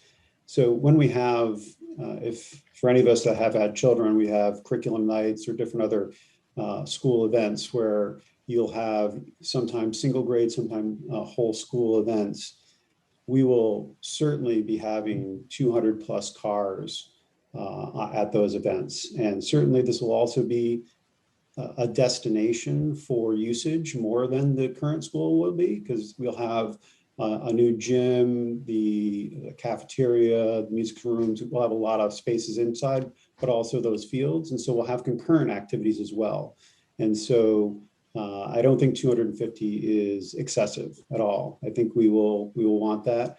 And some of those activities that we're talking about do occur in the wintertime, right? And so if we do have large snowfalls and things like that, we'll still have the capacity, even if we block off a couple spots with snow storage or something like that. So this is also about safety. So if you've been to any of the events at any of our schools, really, aside from the high school and middle school, any of our elementary schools, you'll know that safety is an issue right now with parking. And so this also addresses that. Yeah. I mean, certainly I've been to curriculum nights at Warren, and I mean, it pretty much takes over any number of nearby streets, and I've seen some crazy stuff. So certainly. Okay. Thank you, Paul. Okay. Anybody else from the public at this time like to make a comment or ask a question? Emma, do you see anybody? I do not see any more hands. Okay. So I think back to the planning board. Planning board members, any last follow-up questions for this evening before we continue this hearing? Joe, it'd be good to next time to see a little more details on the parking, especially the ones along the loop road, the accessible parking.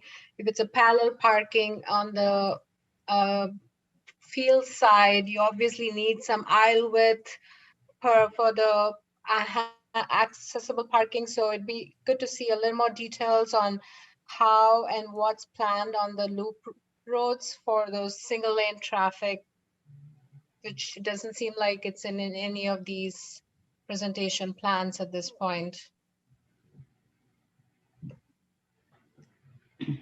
Okay. You guys can do something along those lines? Yes, I'm sorry. Yes, we can provide that. Yeah. Great.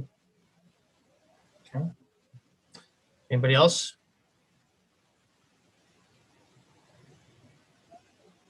Okay.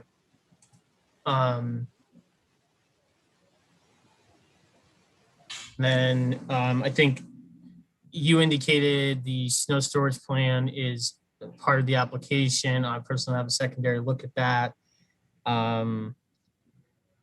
With regard to, I guess, one of the comments from Mr. Morgan with regard to noise from the ring road and setback of any setback from any of that perspective from a noise, like with any consideration with regard to that, how does the proposal line up with any of those ordinances or concerns that he raised with regard to noise and the inherent ring road?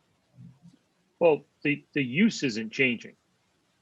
It's still a school. You know, we're replacing an existing school. The loop road is, you know, we'll see limited traffic because during the day there's a gate that's closed, so nobody goes behind that loop road. So no one's I'm driving sorry. around. I think that. Speaking about the parent drop off. The parent drop off loop. I'm sorry. Yeah, no, there's multiple ring roads there. Yeah, but yeah. I'm sorry. Yeah. Well, like I said, we've maintained our buffer zones that we need. And again, it's. Do you believe it's in compliance with the bylaw? We believe it's in compliance with the bylaws. Yeah. Okay. Yeah. Okay. All right. Okay. So I think. Sorry, I'll say, this is Ramon, I'd rather say it from Stimson Landscape Architects. I'll say that, you know, to the greatest extent possible, trucks and buses are kept away from that. On the other side. Particular buffer, yeah. So trucks will never use that loop, and, well, delivery trucks. And buses will also never use that loop. So it'll just be, and I would also like to add that for those along Concord and Goodnow, and there's really nobody on Fisk in that area, but we're actually relocating the most noisy spots of the site to the opposite side of the site. So right now, certainly it's a lot noisy. Athletics are a lot noisier than a car here or there as well. So from that perspective, I think from a noise, we're actually improving the condition, particularly on the weekends and things when people are home. Right, there isn't a lot of traffic at that point, but also the athletic fields are on the opposite side of the site. Could I ask, I see that the applicant is the town of Ashland. Would it be possible, since we're continuing this, to get a little bit more of a written comment on the waiver regarding the parking design? Because I'm not seeing that described in the application at all.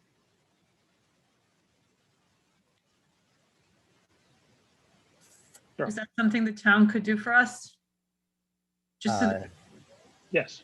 Yes, and Peter, Magic Town Planner. Yes, I'm happy to work with Bill and the team on this project to get a better description, along with Mike, to be able to be presented to the planning board. Just so that the application has that waiver actually mentioned in it. I'm not seeing it. And sort of the request of the waiver and what it actually is asking for and why. I think if you could flow your outstanding questions you'd like responses to through Peter, and if you could summarize them and send them to us, we'll certainly develop responses and try to get you any backup material that you need before the next meeting. That sounds good, Mike. And apologies for the cough there. No worries. Yeah. As long as it's not COVID. Okay, so we definitely will do that. And are you good for right now, or do you have anything further there? I'm good, thank you. Okay. No further comments or questions for me. Deepa, Lakshmi, Trisha, you guys set for the moment before we continue?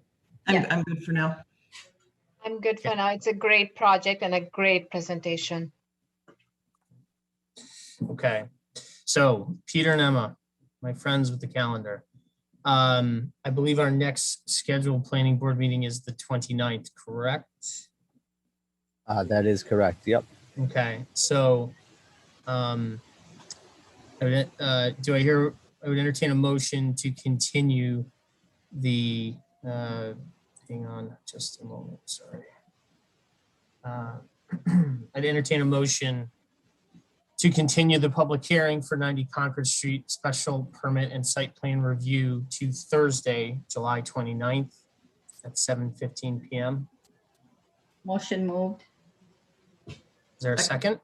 I'll second it, or I think Trisha just did. All right, and so roll call vote, please. Lakshmi Krishnan, aye. Deepa Venkatai. Anna Tesmanitsky, aye. Trisha Kendall, aye. Joe Rubertone, aye. The motion passes 5-0-0. Thank you, everybody who presented this evening. Appreciate that. And we'll speak to you on the 29th. Thank you. Have a good Thank you night. for the board's time. Okay, so we are going to move on to our next agenda item. It is 9:01. So the time is, the posted time is met. So we will now begin our second agenda item, which is a public hearing for 100 Chestnut Street, special permit and site plan review. This has been continued from July 15th. So from an applicant perspective, who is here at the moment, who is going to be presenting? Good evening. My name is Roy McDowell from Baystone Development. Thank you for hearing us this evening. We appreciate the board's time. Excuse me, Mr. McDowell, before I need to cut you off, from a procedural component, Joe, we did not open this public hearing. And so I think for the record, I think we need to read the public hearing into the public hearing notice into the record before we proceed. And then we can move on there. However, I would also like to just introduce Roy McDowell and his son Todd McDowell. They are the applicants from Baystone Development. So after we take care of our procedural items, we can therefore hand it over to Mr.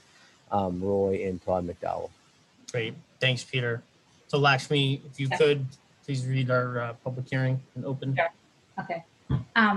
The Ashland Planning Board will hold a public hearing on Thursday, July 22nd, 2021 at 7:15 p.m. via Zoom to hear the petition of Baystone Ashland LLC requesting a special permit, design plan review, and site plan review as per Chapter 40A, Section 6 of the Massachusetts Zoning Act and Chapter 282, 8.6 Wildwood Mixed Use Special District, 9.3 Special Permits, Section 5.1 Parking, 9.6 Design Plan Review, and 9.4 Site Plan Review of the Ashland bylaws.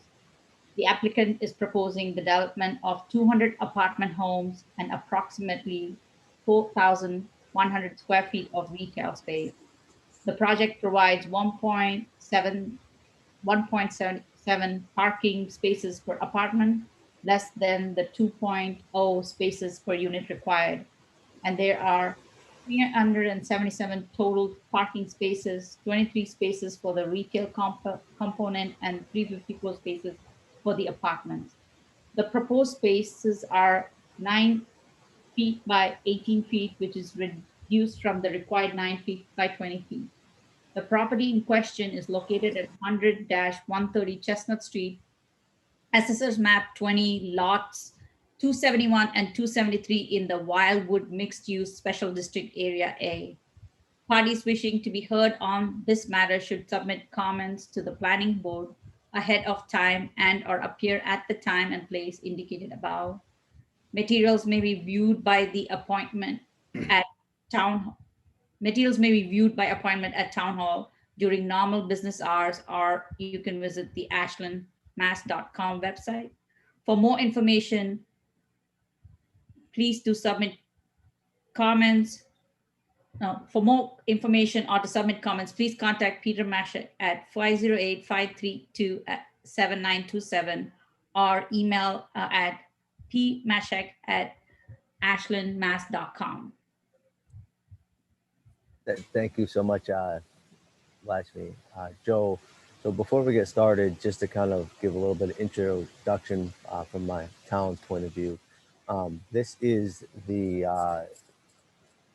really the last outstanding phase for the Village of America's development, which dates back to the early 2000s, when in the Village of the America's development as a whole was a Fafford development. And in the town in 2002 entered into a covenant with the Fafford Company, which really outlined the Village of the Americas process here. For this particular phase, I will say, and there's supporting information and will be, that we'll be posting on our website, and the applicant has provided, and as this public hearing kind of slowly takes, puts one foot in front of the other. This phase, I've seen it titled Phase 7 or Phase 3 or Phase 8. Really, I think that really doesn't matter, I would say. However, there was a site plan of approval process that was completed, which dates back to 2005. And then again, a year later, it was modified in 2006. And so therefore, there's really been no movement on this particular phase within the Village of the Americas development regarding potential, not potential build out, but regarding the overall build out of this phase, I would say. There has been many conversations I know that the town has had with the Fafford Company prior to my arrival in Ashland as the town planner. So I myself, working with Emmer in the office, have been working, I would say, over the last couple of months to kind of bring ourselves up to speed on the history of this project. And before I hand it over to Roy and Todd and their attorney, I would real quickly just like to thank Adam Costa for helping the town and representing the planning board, and hoping, and Adam reviewing some of the documents regarding this parcel. So before we turn it over to Roy and Todd McDowell, Adam, I don't know if you want to step forward and just kind of mention have any words, I would say, for the board before we really get into the public hearing process. Peter, I just want to say one thing. There's an enormous number of people that are here for this meeting. There's 120 participants currently here attending this meeting. So for those from the public, you will be able to speak and comment when we get to our public comment section of this meeting. And we will manage that participation via the raise hand button here in Zoom. So for those waiting to comment, when we get to that point, we'll announce it and you can raise your hand to participate. So go ahead, Peter. No, that's all I really can say at this point. Adam, Attorney Costa, would you like to say anything before we move into this process? So thank you, Peter and Mr. Chairman. I'll be brief. I don't want to delay the presentation. As the chairman said, we have a large number of members of the public who are present, and I'm sure they want to hear the presentation that's to be made, and I'm sure they have comments of their own. I thought Peter did a nice job. I reviewed his memorandum to the board that provided as succinct a summary as possible of a project that has long been before various boards and commissions and committees in the town of Ashland, that has a varied history, as was stated back to, I think, 1989 was the sort of the precursor to eventual development of the site. So I thought that was a nice job by Peter to sort of summarize the basics for the board's benefit. This is obviously an application for a special permit and site plan review. So as this process unfolds, I suspect that we'll have discussions, me, Peter, and you, the members of the planning board, concerning the usual special permit criteria, the usual site plan review criteria, and I can help guide you with regard to those standards and the extent of discretion that you have. I know that you're familiar with those standards already because you apply them with some frequency, and they'd be applied to this development like they would be to any other. I suspect there will be some questions as this process unfolds about some of what occurred in the past. You've already heard a reference made to a covenant, and that is something that you don't see every day with respect to matters that come before your board. But I don't think it's necessary to get into all those particulars, on the first night, even before the applicant has made its presentation. I'm here. I'll be available throughout the process, or my partner, Lisa Mead, will be. And with that, I'll turn it back to you, Mr. Chairman. And again, happy to assist where I can and to answer questions as they develop.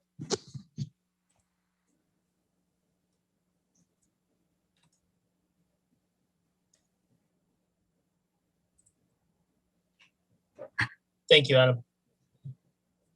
So at this time, I think we'd like to ask the applicant to go ahead and begin their presentation. Maybe just reintroduce yourself again, just because we've talked for a couple of minutes. Apologies. And again, thank you very much to the board for hearing us this evening. My name is Roy McDowell, one of the members of the Baystone Development Team. And I've asked Matt Leidner, who is our civil engineer, if he could run the PowerPoint presentation for us. So this is a frontal view of what we're proposing for 100 Chestnut Street. This is standing across Chestnut Street, looking at what would be two buildings. You can see the building on the far left side and a building on the right side. I'm going to run through these. Just to give you a little background. So I'm going to give you a little background about the project. I'm going to then have our counsel, Mark Bobowski, give you some history in parallel to what you heard from Peter. Our architect, Nancy Ludwig, is going to discuss the architecture, and then we're going to have our traffic consultant discuss traffic. So Matt, if we could go to the next slide, please. So this is our development team. As you can see, the applicant is Baystone Ashland LLC. That includes my son, Roy, my son, Todd, and myself, and Eric Swenson, another member of our team. Our architects are Icon Architects, Nancy Ludwig and Matt Murata. We have worked with them on other projects very successfully, and we think they're a great firm. Matt Leidner of Civil Design Group, we've worked with also. We think he's very thorough and does a wonderful job. Mark Bobrowski is our counsel, again, who will give you a little history this evening as we go through. Hawk Design, Tom Miner and Pat Kelly did our landscape architecture. Again, we have worked with them in the past as well. They do a lot of multifamily housing and they're very good at it. Our traffic consultants are MDM Transportation Consultants, Bob Michaud and Dan Dumas, and Dan will be speaking to us later this evening. Next, Matt, please. Wanted to show you a couple of our projects. You can always go on our website, basedondevelopment.com, and see the various projects we do, but we thought it'd be helpful to see a couple recent projects. This is one called the Buckley we've recently done in Framingham. This is 210 units of housing. It's got an independent clubhouse. The housing we do, we like to think is done in a very qualitative fashion. We're developers and builders of housing that we maintain ownership in. So we're long-term holders. We want to become good citizens of the community and the neighborhood. And this is an example of one we did recently. You can see on the upper right side, you'll see a club room, another club room in the lower section. You can see a kitchen in the lower left, and just a general look of the building on the upper left. Next, Matt. Oh. I don't know what's happening to that, Matt. Any idea? No, I'm sorry. Well, unfortunately, I don't know what happened to the image here, but this is a property we recently did on Revere Beach in Revere. It's called Beach House. This is 234 apartments. Unfortunately, we can't see the image, but it's overlooking the ocean. It's got some wonderful amenities inside. This was also designed in conjunction with Icon Architects as well. Again, a long-term hold. We're very much interested in doing a first-class quality job on everything we build. Next, please. So here I'd like Mark to pick up the history of the Village of Americas. I know Mark's got a lot of history with this area. And Mark, if you could, please. Thank you, Roy. Good evening, board members. Mark Bobrowski, my office is in Concord. I'm serving as counsel for the applicant this evening. I'm assuming that you're looking at the history of Village of America's PowerPoint slide. There are two on point here. As Roy was saying, the project began as a glint in the Fafford eye, roughly around the late 80s and into the 90s as well. Eventually, a subdivision plan was approved around the year 2000. It's been modified a number of different times. As Roy mentioned earlier, and as the planner mentioned earlier, the site plan was first applied for around 2000, but 2005, there was a site plan approval. In 2006, the site plan approval was modified. And these units have always been a part of the site plan. They are on the approved site plan now. We propose to modify that site plan and to provide for a slightly different design of units. But essentially the phase that we're proposing here is the final phase in the completion of the Village of Americas. There are a wealth of documents that I've reviewed and communicated same to both Attorney Mead, your town council, and her partner, Adam Costa. I've provided a memo to the board dated July 7th. I believe that has been distributed to the members by this time, and it contains some information in further detail about the history of the project. But the key thing here is an understanding of the documents that will undoubtedly play an important role in our discussion. Those documents include the zoning bylaw itself, which is section 8.6. It'll also include the covenant, which was referenced earlier from 2002. There was also a memorandum of agreement that was reached in 2008, further describing the project. The site plans themselves from 2005, 2006, and an ancillary ZBA decision from 2007 that had to do with the build out then of the proposed commercial component relative to the second half of the residential units. So it, believe me, took me a while to get my hands wrapped around these documents, and I'm sure my summary will help you to do so. I have these documents available for anyone who would like to see a copy on the board. Obviously, I'm assuming your council has them already, but if they don't, I stand ready, willing, and able to send the documents. With that, if there are no questions, I'll turn it over to our architect, Nancy Ludwig, for her continuation of the PowerPoint presentation. Mark, I have a couple more pages before Nancy, if we don't mind. Okay. Thank you. Matt, can we go to the next one, please? This was a little more of the history that Mark was speaking about. Next one, please. Okay, so this is a summary about the proposed project. As we mentioned earlier, there are 200 units of housing, 2 4-story buildings situated in approximately 6.16 acres. We're proposing a little over 4,000 square feet of commercial and/or retail space, potentially a cafe, coffee shop, some complementary uses for a retail or commercial component. The other thing that's important is when you look at the mix of what we're proposing 86 one-bedroom units, 41 bedrooms with a den, 74 two-bedroom units, and as you can well see, the majority, about 63% of the units are only one bedroom. So that's one of the other rationales for the parking ratios we're proposing, is the majority of this property would be one-bedroom units. And the mix of the bedrooms, the one bedrooms would be about 790 square feet, one bedrooms plus about 910, and the two-bedroom units about 1,100 square feet. All residential buildings will include elevators and 2 stairwells in each building. We're proposing 330 surface residential parking spaces and an additional 24 garage parking spots, 23 commercial parking spots, which are required, for a total of 377 total parking spaces. Now, this parking ratio is about 1.77 spots per unit. Again, keeping in mind that the majority of the units are one bedroom.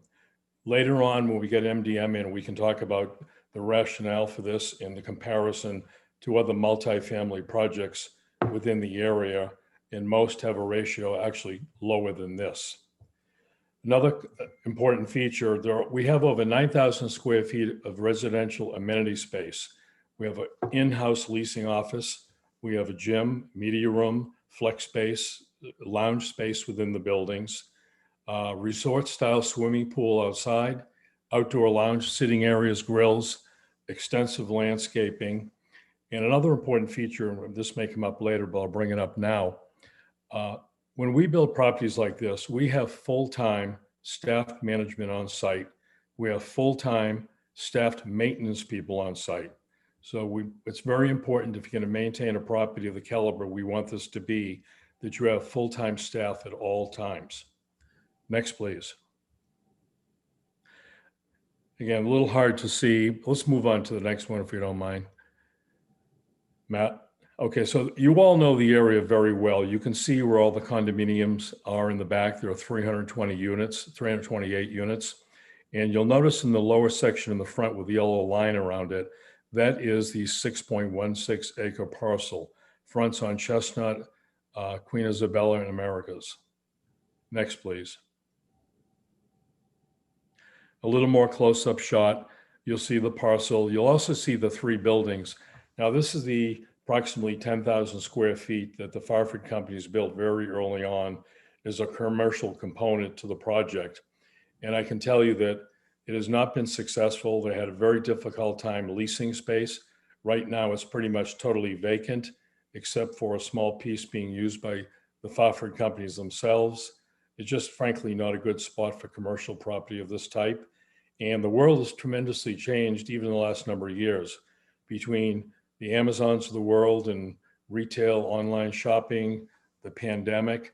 In the Metro West area, there's over 2 million square feet of commercial space that's vacant and not leased. So it's a very difficult time for commercial space in our economy in this area. Next, please. Again, you can see the commercial buildings that were put up in disarray, disrepair, vacant. They're really not an asset to the community or the neighborhood for that matter. Next, please. Okay, this is a project overview of the site. You can see The building shapes, the buildings look like two U-shaped buildings facing each other. The area that's in a purple tone would be leasing space, amenity space for the residents. The two blue areas in the front of the building would be the two commercial components. And in the inside of the U, you can see there's a swimming pool. There are landscaped areas. There are sitting areas on the other side. And it just creates a nice environment where those spaces are protected. And from a sound penetration point of view, won't be traveling through the neighborhood. Now, at this point, I'd like to turn it over to Nancy Ludwig from Icon Architects. Sorry to interrupt, Roy. I think Matt was just going to talk a little bit about the site layout from a civil okay, perspective Matt, before we get into architecture. That would be great. Matt, if you could say a few words. Great. Thank you very much. Matt Leidner with Civil Design Group. So I think Roy covered most of it. But as far as the site layout, the two buildings with the residential, the amenity space, and then the commercial spaces as well. 24 spaces, parking spaces, that is, in garage units, a trash and recycle building up in this area here, as well as the 377 parking spaces, which we feel are well distributed around the site, proximate to the buildings, proximate to the commercial space, et cetera. The main access, full access driveway is proposed to be on Chestnut Street, sort of in the center of the site. And the rationale there was that although you can't appreciate it in this two-dimensional view, there's quite a bit of grade change between Queen Isabel Way and America Boulevard. America Boulevard being higher in elevation than Queen Isabella. So we took a very hard look at what would be the most efficient and effective access points to the site, and landed on the central driveway, main driveway on Chestnut Street, and then the secondary access, again, full access on Queen Isabella Way. And so this provides circulation from both streets, either way, clockwise, counterclockwise around the development to any of the buildings.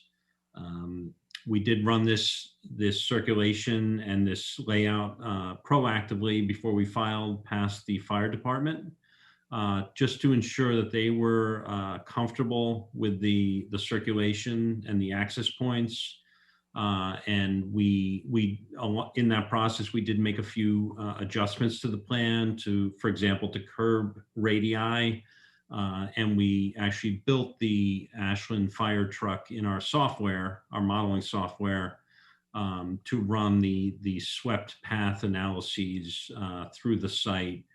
And what was very important to the fire department was to be able to come in from either direction on Chestnut Street and be able to circulate either direction on the site, either counterclockwise or clockwise. And we were able to show the fire department that that would be able to work with this layout.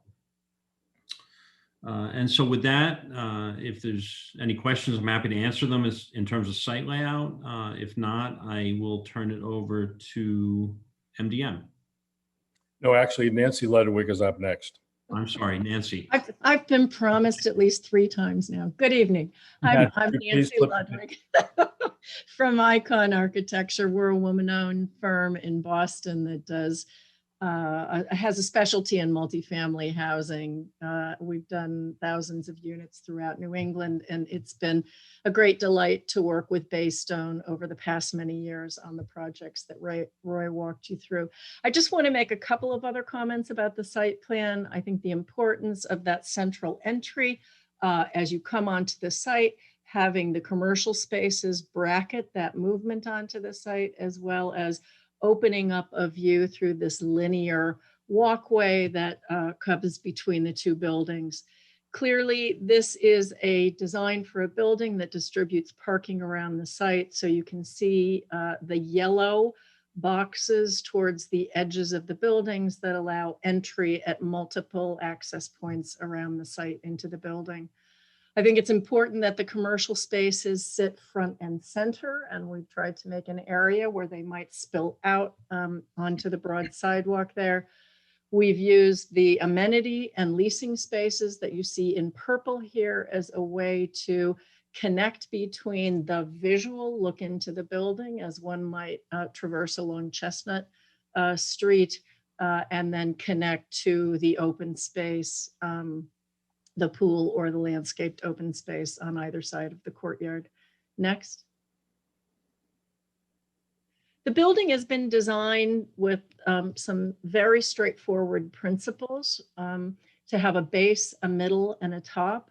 The base, as we've described, is expressed by the uses that are occurring between the commercial spaces and the amenity spaces that have broader storefronts of glass and have the ability to look in and out. The top is actually expressed through sometimes a change of color, as well as highlighting elements that mark entries or important points of turning on the site. But I think importantly, next slide.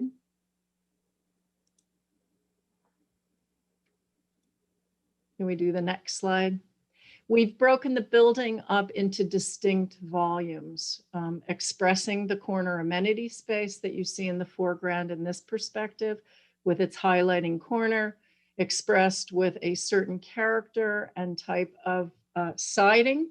And then we also have vertical elements that extend down the site, always separated by recesses in the frontal plane and highlighted by projecting decks and balconies that help to enliven the facade. Here you see that the white fourth floor here that's clad in a different material and clearly expresses that notion of attic story. Next.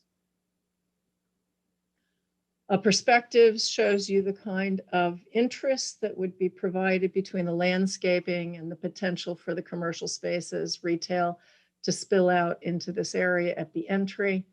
And the idea of a distinct base that's clad in a different material, in this case, a wood look. I'll show you a materials board in a moment, as well as the up and down of the facade, as well as the change in horizontal plane, providing interest between these elements. Next.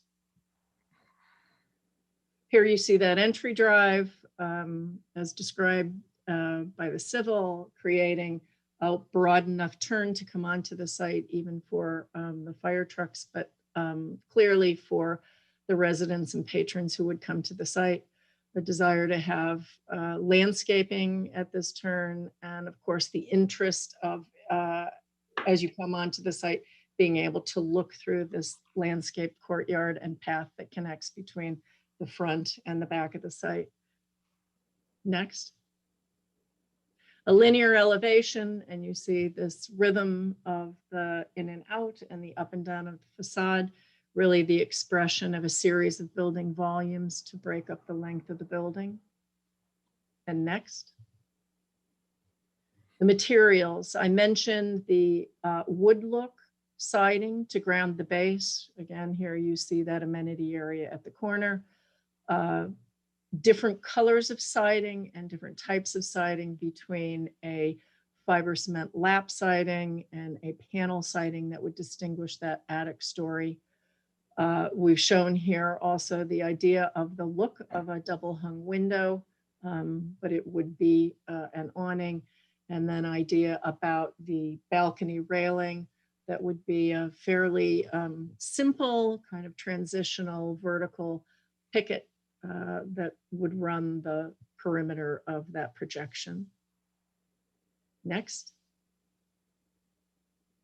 The plan stacks fairly well. I've already described what's happening at the ground floor, and you can see the mix of units between the ones, 1 pluses, and the 2s, which are typically happening at the corners. And we use those as a way to really provide some interest as we turn those corners with the in and outs of balconies. And next. You see the lengths of elevations, and we've even provided elevations of the garage structures, which there are a couple of them. One which on the plan east side, as we've shown you, sort of ameliorates the grade at a retaining wall, and one within the parking lot to provide some interest and structures within there. And with that, I'm handing off to MDM. Thank you, Nancy. Hi, good evening. My name is Dan Dumay with MDM. We did a full comprehensive traffic study as part of this project, which has been submitted to the board. As part of today's presentation, I'm going to go over 3 kind of key slides based on parking. First one's going to be the industry standard rate based on ITE for parking. The second one will provide some empirical data. And the third one is going to be some industry standard dimensional requirements. The 2 things, the less than 2 per unit, and then the size of the space. So let's start with this first slide here. These are industry standard parking rates for multifamily units, which this is. The top column is IT average demand, which is 1.31. The 85th percentile demand is usually the design value used for standard for the design of a parking area, 1.47. It's not on this slide, but I can also give you the per bedroom rates for these. The average per bedroom for a suburban multifamily is going to be 0.75 per bedroom. And the 85th percentile design would be 0.87 per bedroom. So our development here at 200 units is going to have 354 spaces dedicated to the apartments and 23 kind of dedicated to the commercial, which is 1.77 spaces per unit. If they were to share some like overnight parking, you get 1.89 parking with the 377. So we are above the design value based on industry standards for parking. We can go to the next slide, bring up some empirical data. So MDM went out and collected empirical data at multifamily developments through the Commonwealth of Massachusetts. We won't go to any of them in great detail, but you see the average peak parking rate for the demand on the right, 1.39, 1.52, all the way down. Average of 1.41 spaces per unit were observed in these area developments with a range of 1.29 up to 1.54. So highly consistent with the IT data and supports to a great extent the variance requirement here for the 1.77 spaces per unit for the residential. The applicant also has several developments they've provided data to us for, 4 of them within the Commonwealth. And on a per bedroom unit, they're 1.56 to 1.82 is the supply. And per bedroom, they have 0.91 to 1.21. So for this particular site, again, we're above all of their other developments within the Commonwealth, above the empirical rates and IT rates at 1.77 per bedroom, or per unit, or 1.29 spaces per bedroom. So this parking will be adequately accommodated within the site. No need for spillover onto any of the adjacent areas or roadways. This accommodates the parking for not only the residents, but visitors and deliveries as well. So you can go to the last slide for parking. So the Urban Land Institute has recommendations for the parking stall width, which ranges from 8 feet 3 inches to 8 feet 6 inches for low turnover, which is a residential type of use, and then up to a 9-foot wide parking space for a higher turnover use retail supermarket type. This development is at 9 feet. So again, they're nice wide spaces. They're not skinny. They're more than adequate for a low turnover residential use here. And then the variance requirement I believe we're going for this particular site is the length. So the recommended length for a parking space is 18 feet, which based on a design vehicle is 17 feet 3 inches, then 9 inches for the overhang of the bumper to the end of the parking stall. And due to the low turnover nature of a residential parking, this is more than adequate to accommodate the needs of the site without vehicles spilling into the aisles and impeding emergency vehicles or creating nuisances. So I'll hand it back over, I believe, to Roy to kind of close us out. Thank you very much, Dan. Just to clarify, the parking we're looking for is a special permit, not a variance. And we can get into that much more later if need be. So we want to thank the board very much for giving us the time to give an initial presentation. We know there'll be a lot of questions, a lot of back and forth. We know that there will be town's consultants reviewing all the details of traffic, engineering, et cetera. And we look forward to working with your consultants on that. And having nothing more to say, I'm glad to have any of us who are with us this evening answer any questions the board may have. Thanks, Roy. Appreciate it. So at this point, we'll turn it open to the planning board to ask questions of the applicants. As we previously noted, there's a substantial number of members of the public who are undoubtedly looking to comment, ask questions on this matter. So we will get to that once we get through the planning board questions. So to the board.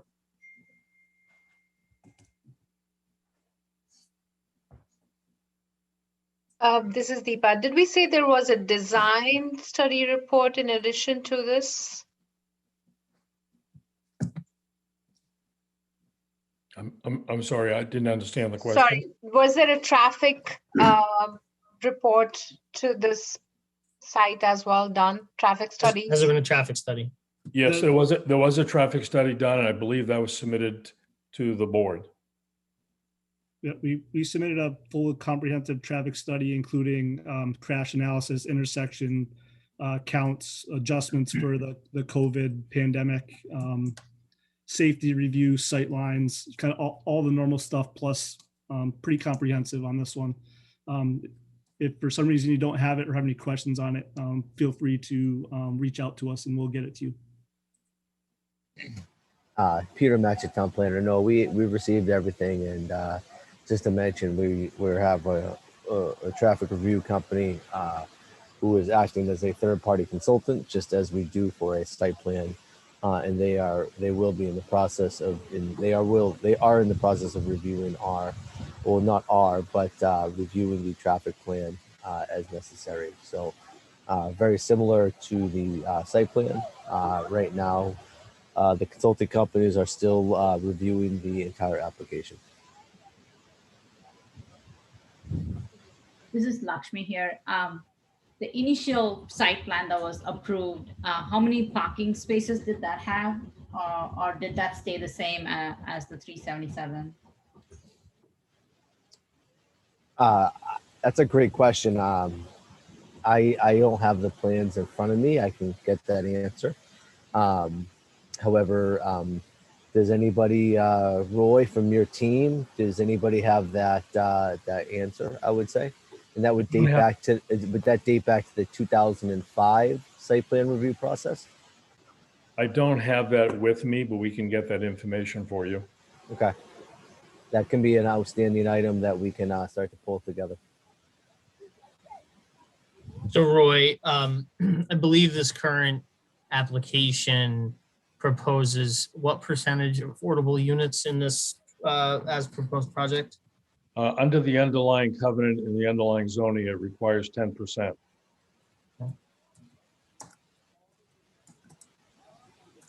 And are the affordable homes 2 bedrooms or 1 bedrooms? I know there's a mix of 1 bedroom and 2 bedrooms here. So yeah, under the DHCD guidelines and rules, the percentage of 1s and 2 bedrooms have to be proportional through not only locationally in the building, but proportional to the number of units. For example, if we have 63% 1 bedrooms, there would be 63% 1 bedrooms for the affordable. There'd be 34% or 37% for the others. Okay, thank you. And I should also mention that the quality of finishes in the affordable units are no different than the rest. Thanks, Roy. I have a couple of questions. The amenities piece, I guess this is a question for Nancy Ludwig. or maybe Roy, the amenities component, how many square feet are we talking about in total? It's about 9,000 square feet on the interior.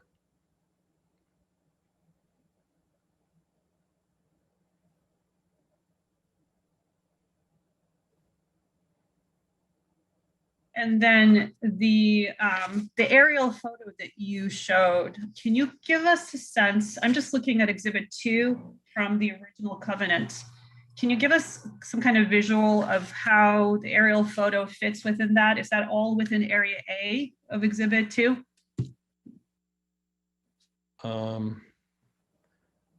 Is that you're referring to? Yeah, Matt, if we could look at that. And I think Attorney Bobrovsky may have the answer, but I guess I'm trying to figure out the proposed site. You see the yellow line? If I may ask a quick question, do you mean in the Wildwood Mixed Use District A? Is that your question? It could be the same thing. I'm looking at Exhibit 2 of the covenant. Yes, covenant. This whole site is within the A district. Okay.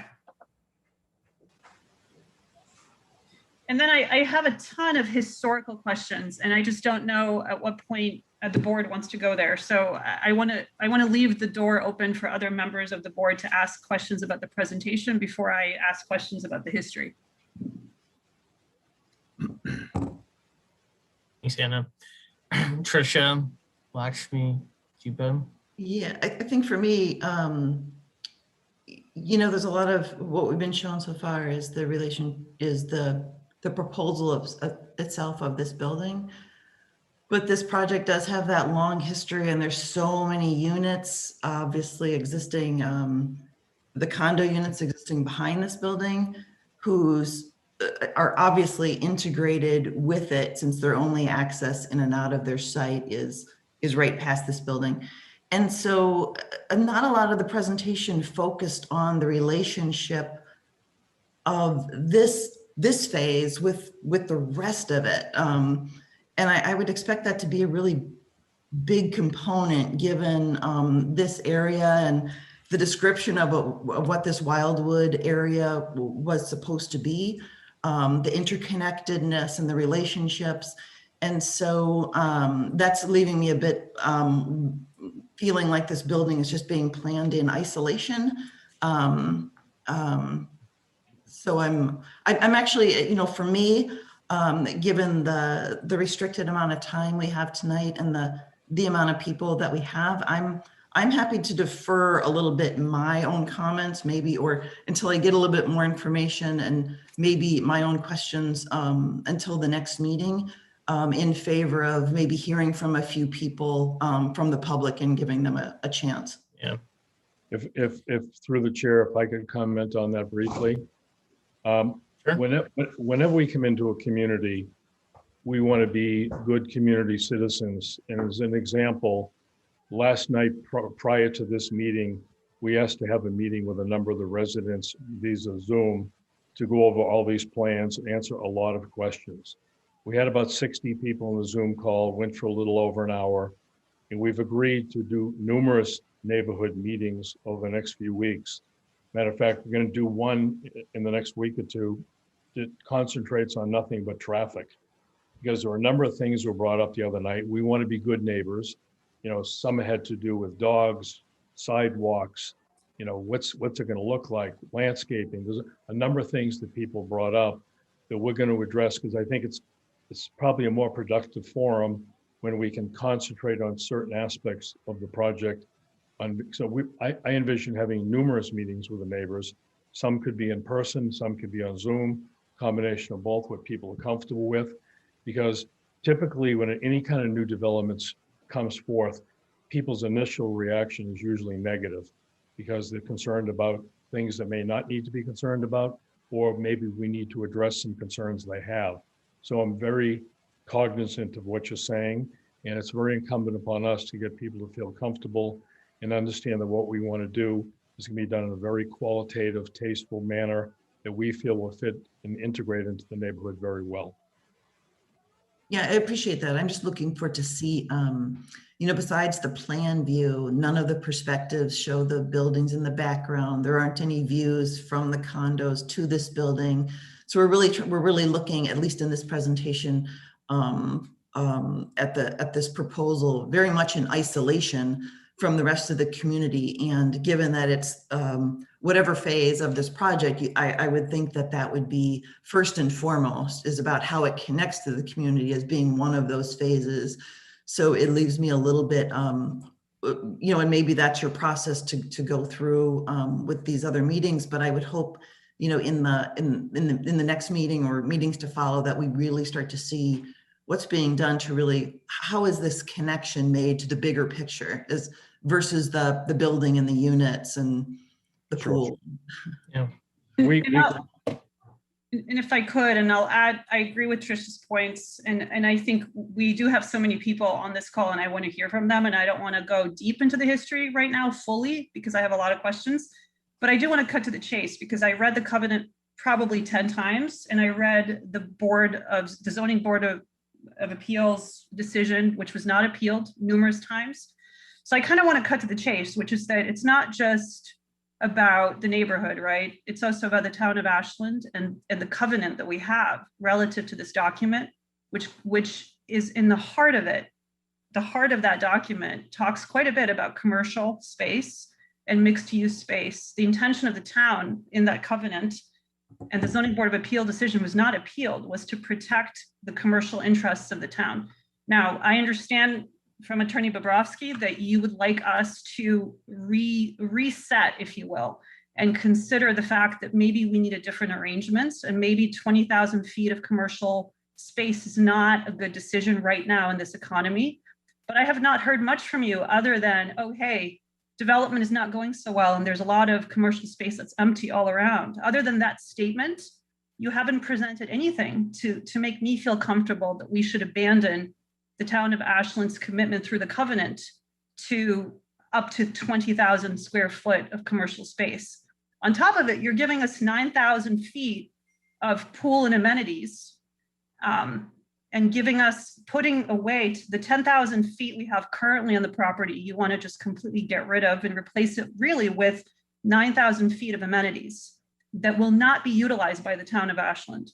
So I'm going to cut to the chase and tell you where I stand as far as the covenant and the legal position of the town of Ashland. And obviously we have a lot to discuss and a lot of questions about that, but I would like to hear more about the restructuring, if you will, that Attorney Bobrovsky is proposing relative to the last paragraph of the zoning board decision, that it really invited a discussion and solutions and creative thinking if the circumstances have changed. If your position is that circumstances have changed and we should no longer be focused on commercial development in Zone A, I'd like to hear a lot more about that at the next presentation. Through the chair, if I could have Mark respond to that. Sure. Thank you. Thank you, Mr. Chairman. I don't want to get into a legal analysis of the various documents that pertain to this until people have had, and I don't mean just the individual member who posed the question, but I mean the board members, all of the board members, and the audience as well. My view on this is that the 21,000 square feet of commercial space was the amount proposed by Fafford. If you look at the zoning bylaw, there is no prescription or formula for the amount of commercial space. If you look at the covenant, there is no prescription or formula for the commercial space. This is what Fafford proposed, 21,000 square feet. They built the initial 10,500 square feet. It's a bust. It's a bust because Jeff Bezos just launched himself into space yesterday due to the success of Amazon. And we just came through a pandemic in which downtown is rapidly disappearing. And I say that sadly because I live in Concord and we prize our downtown as much as any community in the Commonwealth. So what we're proposing is a reset. We think 4,500 square feet of commercial space can work there and work there well. And there is also the amenity space to take into consideration. I think that this is an opportunity in the position we now find ourselves in after the pandemic or in the middle of the pandemic to rethink whether or not this kind of a mixed use building can work in a complex of a couple, 300, 400, 500 units. That's not something I see many communities willing to try today. So I invite people to take a look at the documents and let the documents speak for themselves. And then we'll have this discussion, I think, as we progress through the hearing process. I would point out just in closing that the ZBA decision was an interpretation of a covenant, not of a zoning bylaw or of an adjudicatory enforcement order or anything of the sort. The ZBA was thrown a covenant to interpret. That's the land court's jurisdiction. The ZBA does not have jurisdiction to interpret a private covenant between a town and a developer. So at the point in time when they did that job back in 2007 or 8, they provided their best answer, but it's done. They said build the half commercial obligation, 10,500 square feet, before you commence the second half of the residential space. Done.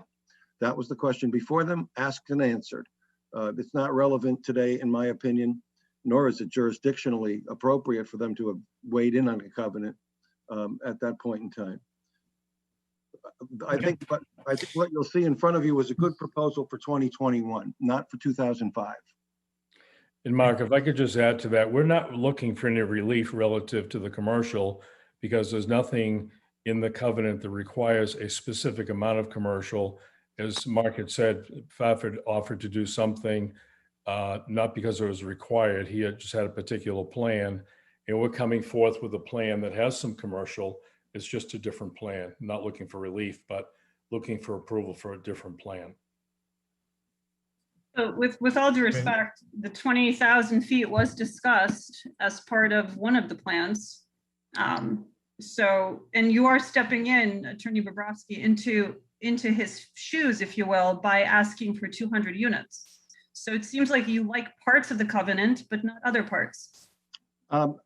Look, Fafford proposed 21,000 square feet. The only reference I can find in the document package is in the 2006 site plan, and it's in a table which lists the parking spaces, and it has the assignment of parking spaces. I think it's 117 spaces to 21,000 square feet of commercial space. That's it. I don't find any reference in the site plan decision to 21,000 square feet. So if you read the zoning decision carefully, they discuss at length the intentions of the parties and the discussion of how important the commercial space is to the town of Ashland is mentioned multiple times on multiple pages. With all due respect, that's a 2007 document. The world was a different place then.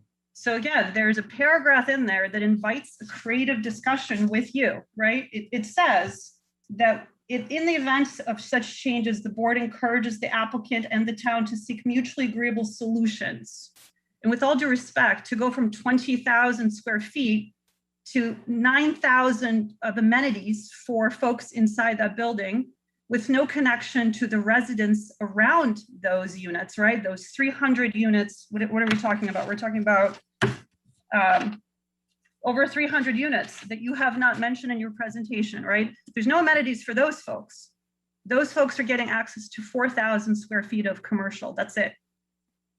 So you are taking the 20 and going down to 4. That doesn't sound to me like an agreeable solution that the zoning board had in mind in that last paragraph. That's a 2007 decision. It has no relevance today. Fafford did their job. They built out the first 10,500 square feet. And Which that you were allowed going them to tear down. You're going to tear that down completely. So this is a modification request to the 2006 site plan. There's nothing in the regulatory package that says build 21,000 square feet, other than the fact that the 2006 site plan shows 21,000 square feet. We're asking to modify the 2006 site plan because circumstances have changed dramatically. So hear us out. Let us present evidence that shows the changed economic climate, what we can and can't do, and we'll take it from there. And that's what I want to hear. You know, let's step back a little bit. I want to be clear. I would like to hear that. That's exactly, I want more of that. I think telling me that Amazon is a successful company is not going to do it for me. If you go to downtown Natick, they have a very lively downtown. We could have something like that here in Ashland. So you need to give me a lot more than Amazon is going to space. Well, it's first night of the meeting. We'll be more than happy to provide economic evidence that backs our point. But if I can make a comment, putting aside Amazon, pandemics, whatever else, we're not going by the ZBA decision. That was a decision based on a different plan. We're going by the underlying Wildwood documents, the covenant documents, and what those requirements are.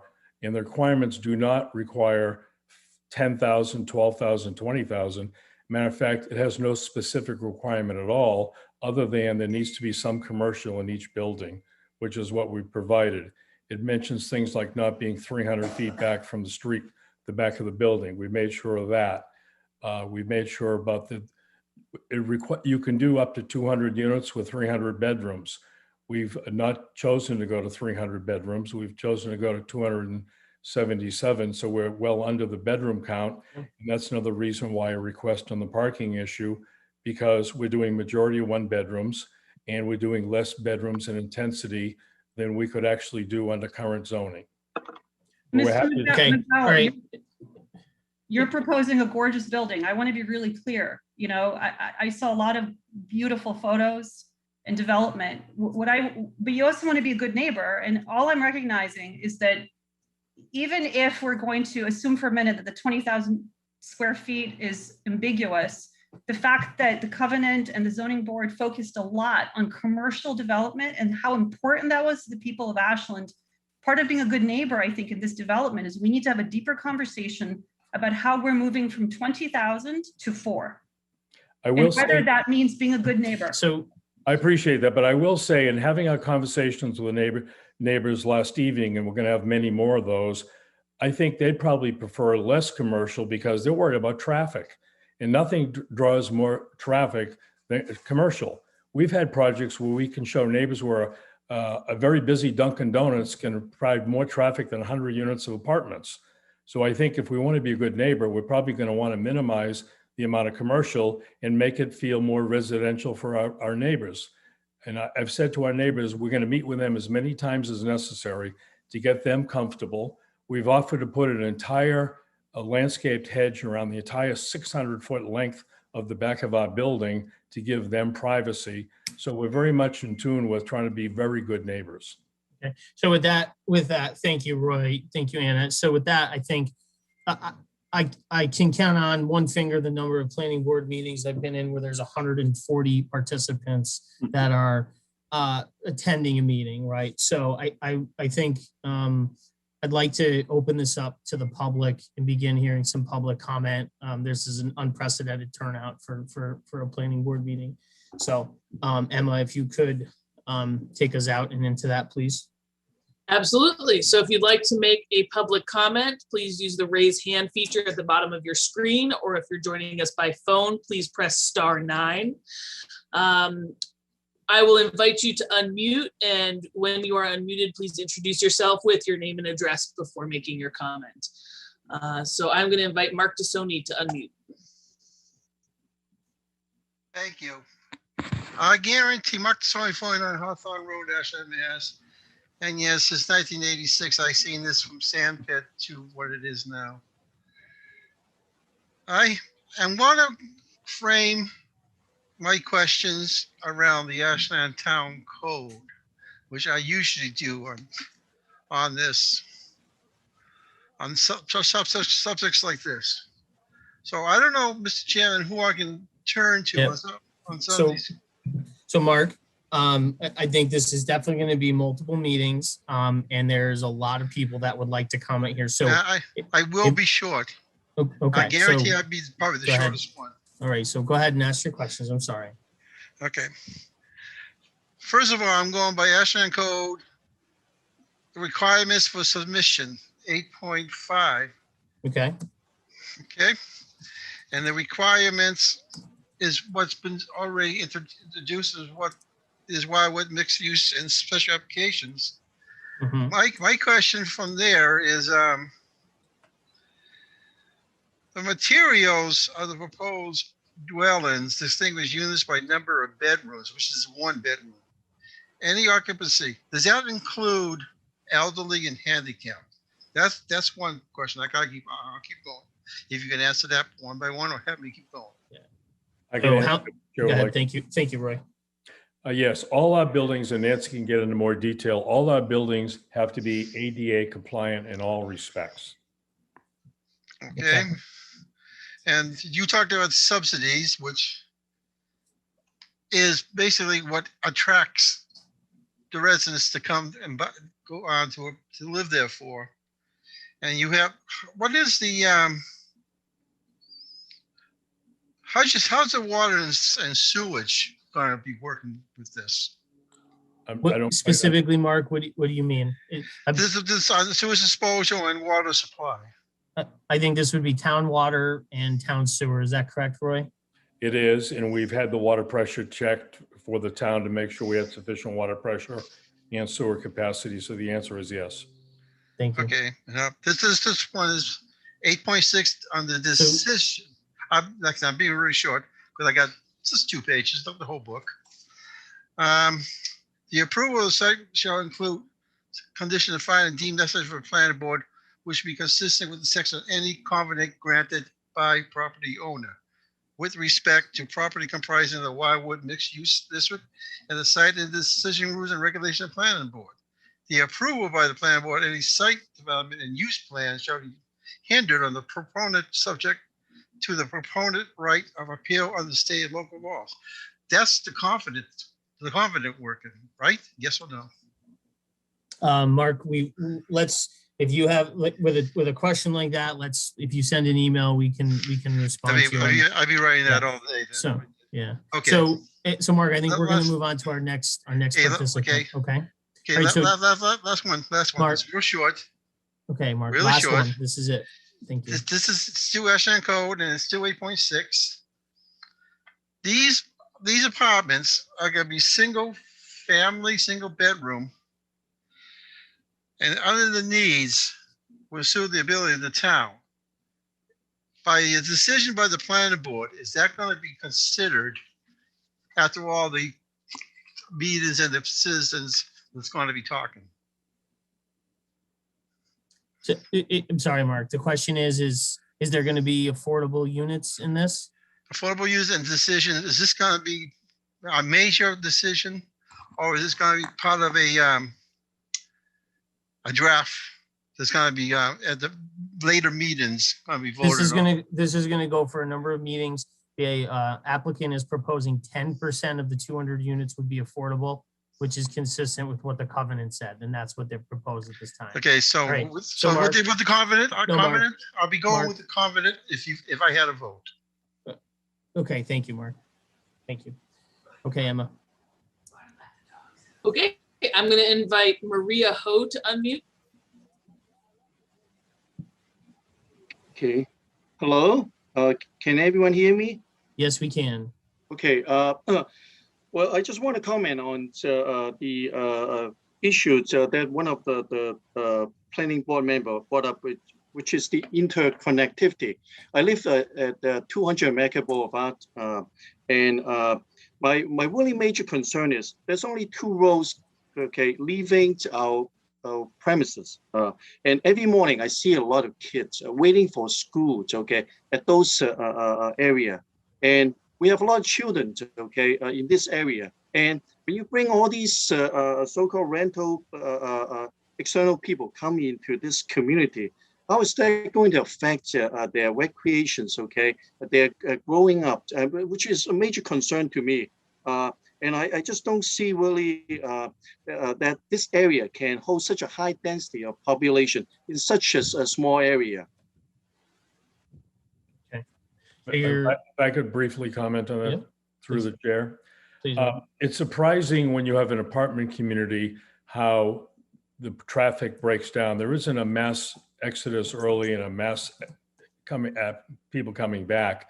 It's very much staged, especially with a lot of people working from home these days. And we can get you the data from our traffic consultants on that.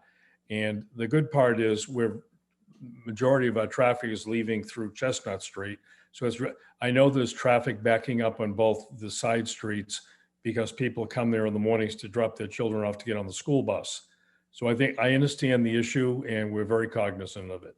Yeah, because from the children's perspective, when you have so many potentially strangers, okay, in this area, I mean, I'm very also concerned about their safety, okay? So it's just not an environment. I would like a lot of kids to be all jammed up here. This would be perhaps the most dense population in Ashland after you put that building in. So, Mr. Ho, just one question for me. So do do the children, is the bus stop currently situated in front of where this project is proposed? Oh, yeah, yeah. And I also want to leave time for others to comment. Sure. I mean, I don't even have my children all grown up, but Right. every morning I pass but by so many of them. It's good. It's a good note. So currently there's a bus, effectively a bus stop for all of the kids in that in the Village of the Americas, and that's right in the proximity of this. So that's good Actually, color commentary. Actually, through the chair, the road was purposely widened in front of our site to have a bus stop area. So there's a well-protected section. The road finished pavement has not been completed, nor have the lines been put in properly on the road to signify where the parking areas for the bus. But that will definitely be done. Got it. Okay, thank you. Thank you. Thank you. Okay, Emma? Yep, I will invite Matthew Judkins to unmute. Thank you. So Matt Judkins, 81 America Boulevard. I wanted to ask a question about the traffic, not necessarily in result to the front of the building itself, but down the street. But I wanted to add one comment to something that Roy said earlier about the preference of the community for less commercial space and more residential. I don't necessarily appreciate that. I feel like that's a misrepresentation from the meeting last night. I think that I can probably surmise for most of us that we don't want this here at all. So I don't appreciate you setting the tone that we've got a preference for one versus the other. We don't like this project at all, but I'm concerned more about the traffic. So I agree with Mr. Ho about the children, but now what about down the street? Down at the bottom of the street, Ashland, here in Ashland, Union Street and Chestnut, that light backs up the hill every single day. And we're going to go and add 200 units worth of density to this. Does the traffic study take that into account? And what does that show?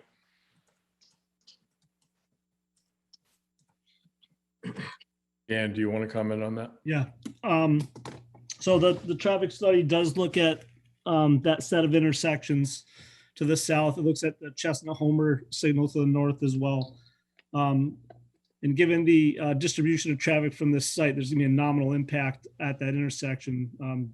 This whole site, the Village of the Americas, has been master planned and studied to include a higher density industrial build out first, and then changed over to a residential build out that included more traffic from this parcel than we're gonna generate as part of this project. And all that mitigation has been put in place. So Dan, you're responding to Mr. Judkins' question, saying that based on the traffic study that you did, the addition of 200 units on this site is not going to impact the backing up of traffic on Chestnut Street from Chestnut and Union Street, West Union Street. That's correct. The level of service will remain overall level of service C for those intersections or better, which is well within standards, and the change in queue will be minimal at that location. What does level service C mean? Sorry, I'm not. Level service C is kind of like an average delay. It goes from A to an F, with F being long delay, C being like a moderate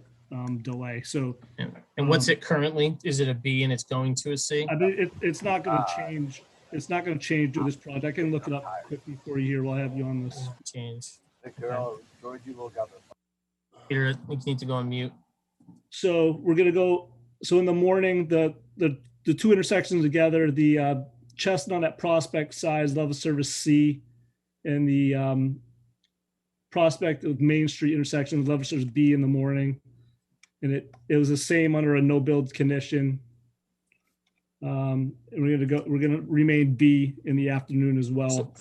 And in terms of the queuing, there, there's gonna be, it's gonna be about one vehicle or less due to this project in terms of the additional queue. Okay. It'd be well within the day-to-day fluctuations of the traffic on that street. It's been master planned for this build out, and the growth is pretty consistent or lower than what was projected. Thank you. Mr. Judkins, do you have any follow-up questions?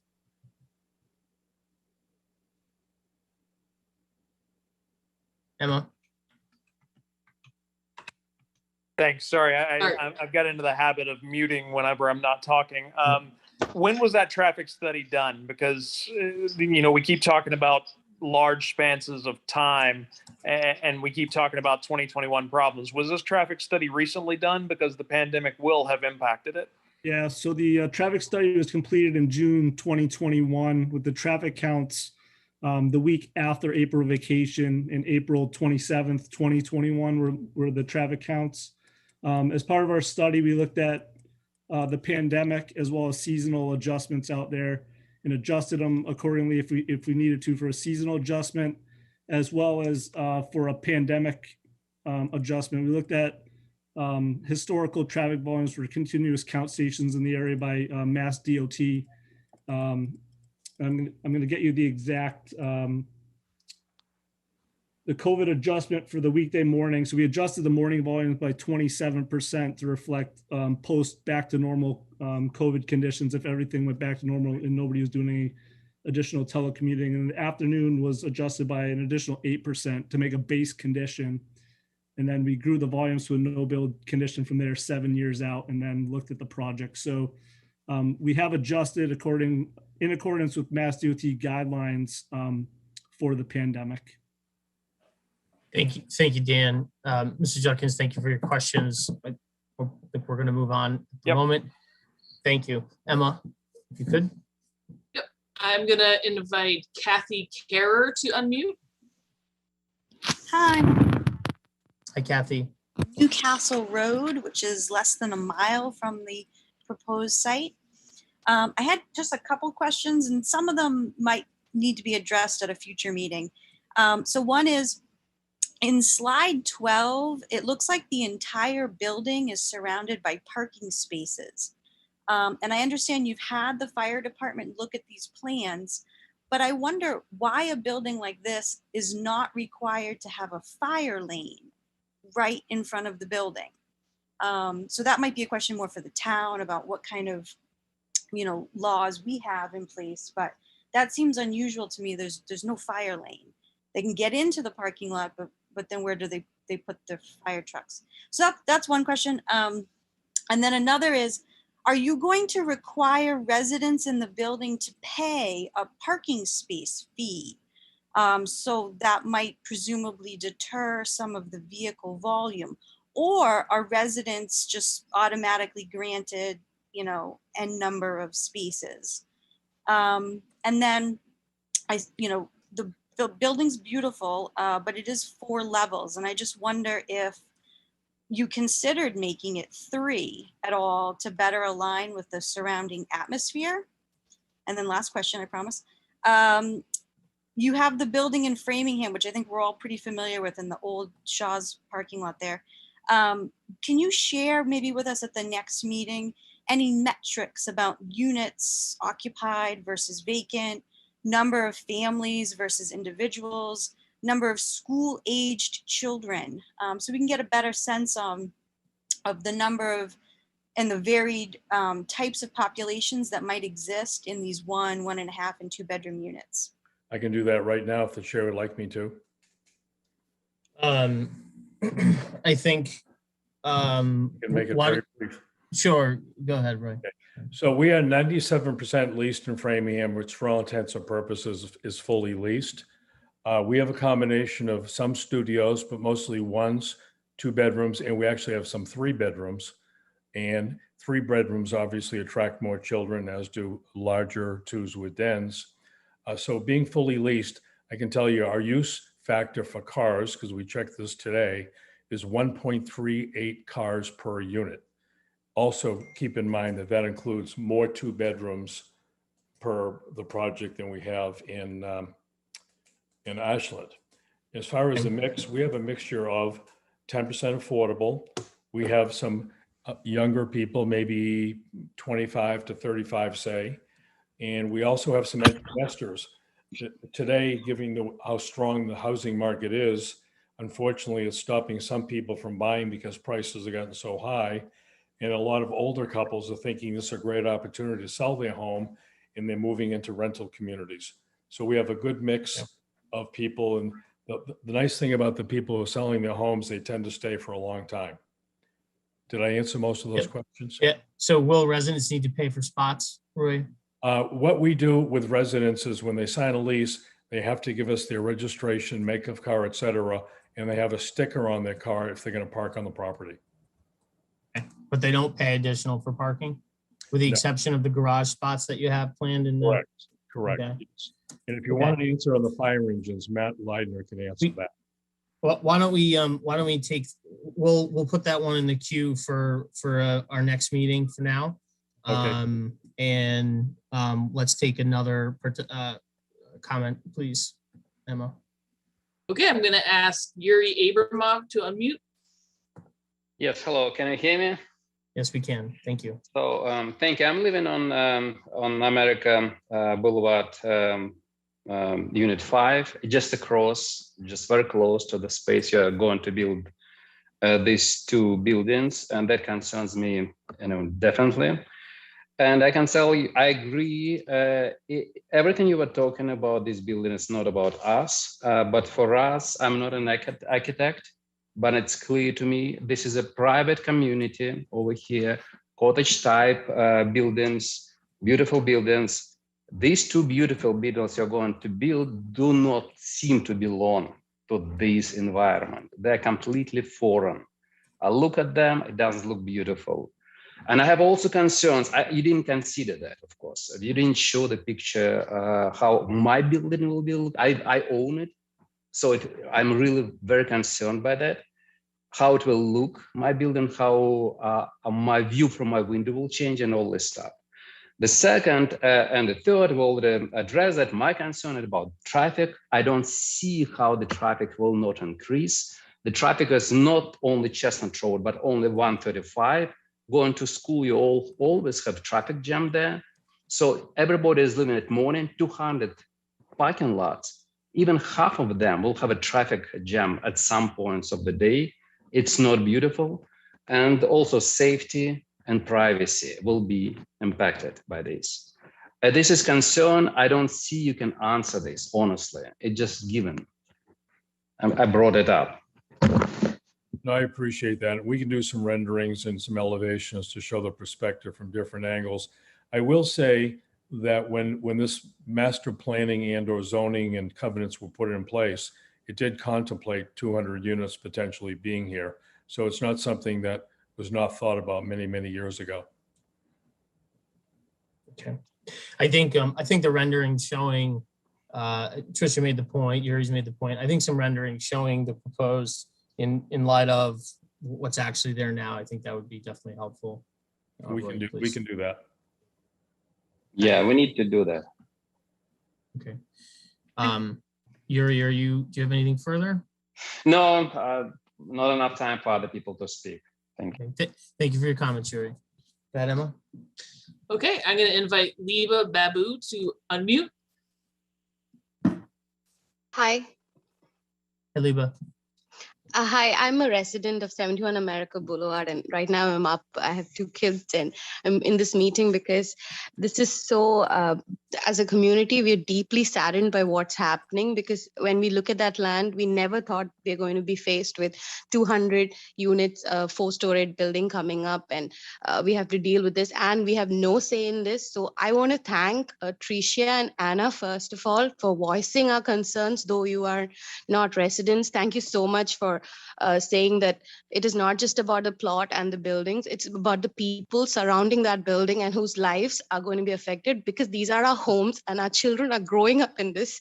So yeah, thank you for them for saying that. And so my question is, in the initial plan, you said in 2005 when Fafard had this we bought this house 2 years back, and we heard that this land was going to come up, something was going to come up in this land, but we didn't know it was 200 apartments. So was this always in the plan that in 2005 they'd proposed that along with 328 condo units that are going to be homes to almost 500 people or more, they are going to put 200 apartments into it? Was this the plan? Like, as an owner, I'd like to know like why. And then there's a talk about how our roads are going to be accessed by the people who are in the apartment, because they're not going to be private anymore. So issues of safety and all are alarming to another extent I cannot even fathom. But please tell me that in 2005 they thought of putting 328 condo units and 200 apartments. Through the chair, this has always been the possibility in all the covenants and plans on Wildwood documents, yes. And if I could, as a planning board member, I think that's a point of controversy and something that we will be discussing at future meetings. So I actually disagree with that conclusion.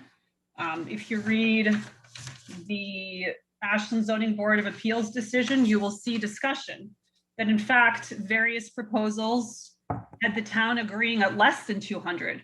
And there were discussions going down to 120 at one point with a focus on commercial space. So I absolutely think it's important to recognize that there is uncertainty on that question, and we will be discussing that more in future meetings. Thank you, Leva. Thank you, Anna. Leva, do you have any further questions? No. Thank you. I have faith in the board now after listening to people like Anna and Tricia that there are people who can think about it, in just a perspective that is not commercial and, related to the corporate world. But thank you. I have complete faith in you guys. Please. Yeah, you're doing a great job. Thank you. Yeah. Thank you, Leva. Go ahead, Emma. I'm going to ask Deo to unmute.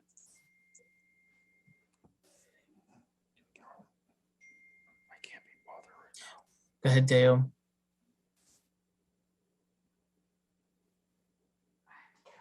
Deo, are you there? Okay, why don't we? Hi, there we go. Hi, this is, well, that was my husband's name, Tracy Oshibani. We live on, where do we live again? Royal Colony Circle. So first of all, I want to say, the building is beautiful. But quite honestly, we really don't care about how beautiful the building is. That's not the point today. The point is that, we are living in this community, right?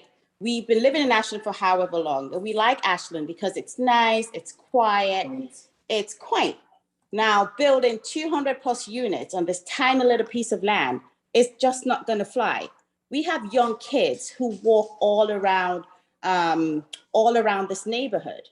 But having cars coming in and out of that parking lot and so many cars, I mean, you guys have to agree that that's just too much traffic. And quite honestly, I do not believe that amount of traffic would not impact the traffic flows. It's just, that just sounds overly impossible. Now, I understand that this is a business, and Mr. McDowell, you have a business to run. But we have families that are growing up in this neighborhood. So as far as safety is concerned, this is a huge, big no-no. We can't just have that amount of units, that amount of homes in this such small area. If you had to live here, what would you say? We don't care about a swimming pool. As Anna said, that swimming pool is not for the neighborhood. That swimming pool is for people who are renting. And I'm sorry, I just cannot understand how people who are renting apartments have the same investment in a neighborhood where where people have bought their homes. So I think, something has to be done about this. Is there just too many homes? Think about pollution, think about safety. We have young kids walking around, riding their bikes, and you're filling this place with 1-bedroom homes, okay? But that means that you're having younger people in these apartments. Now, what does that say about safety? So from a safety point of view, I just don't really see how this is going to fly. I just don't.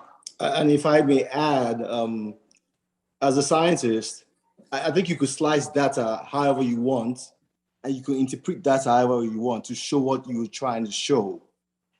I think it's convenient that the traffic analysis data wasn't presented today. I think it's important that that's presented in this forum. A report was sent to the board, but not presented. I also would like to highlight that traffic analysis was done in June. However you slice it, what are the assumptions that went into that analysis?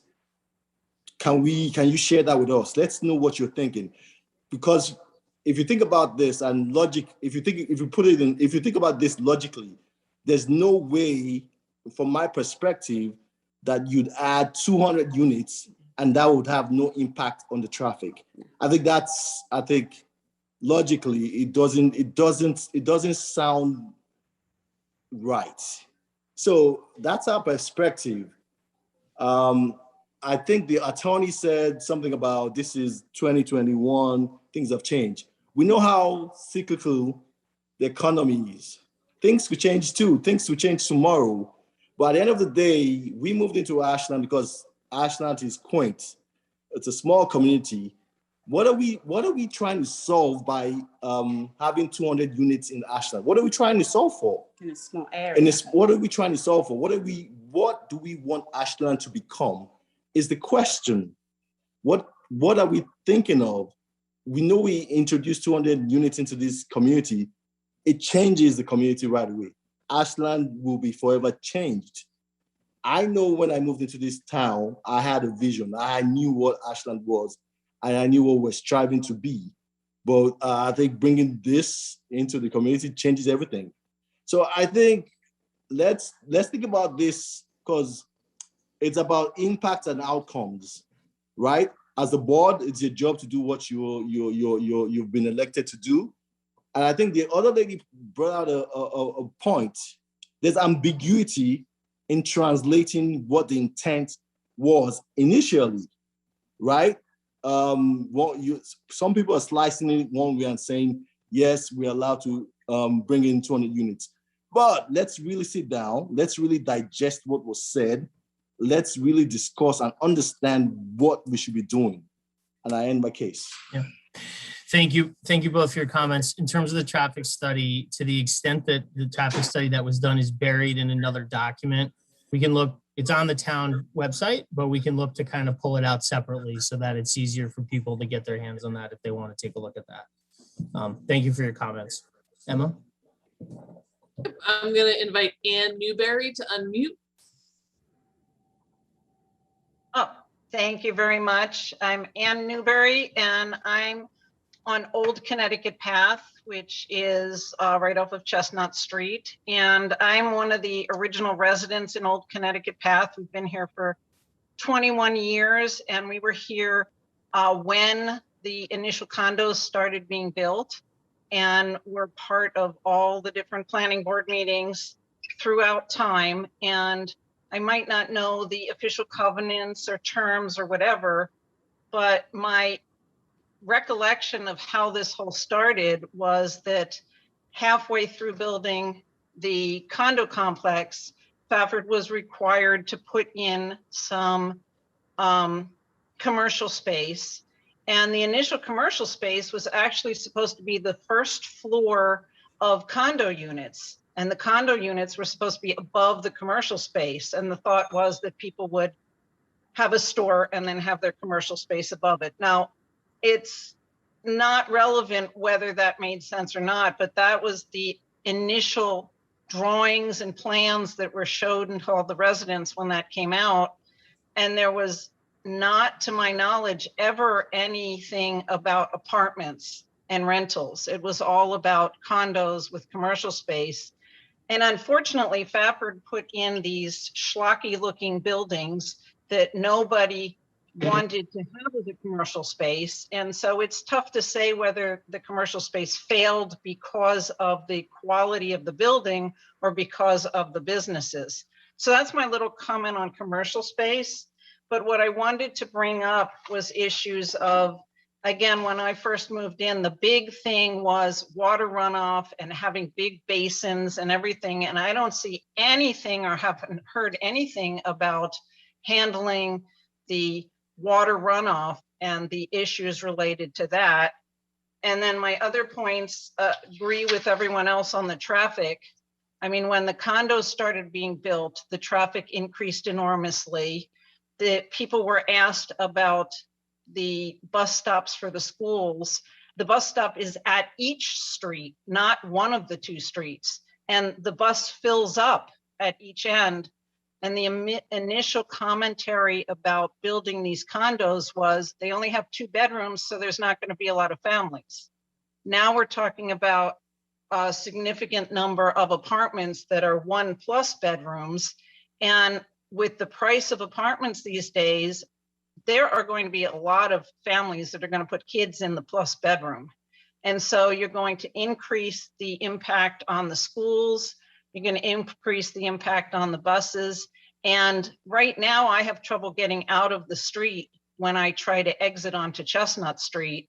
And if you add another 200 cars, even if they're spread throughout the day, it's definitely going to impact traffic patterns. So again, I agree that to hear that there's no impact at either light at either end of the street is extremely surprising. So I'd love to see more details on that. So I guess my real questions are about the traffic, about the safety, about the water, and about the security. Okay.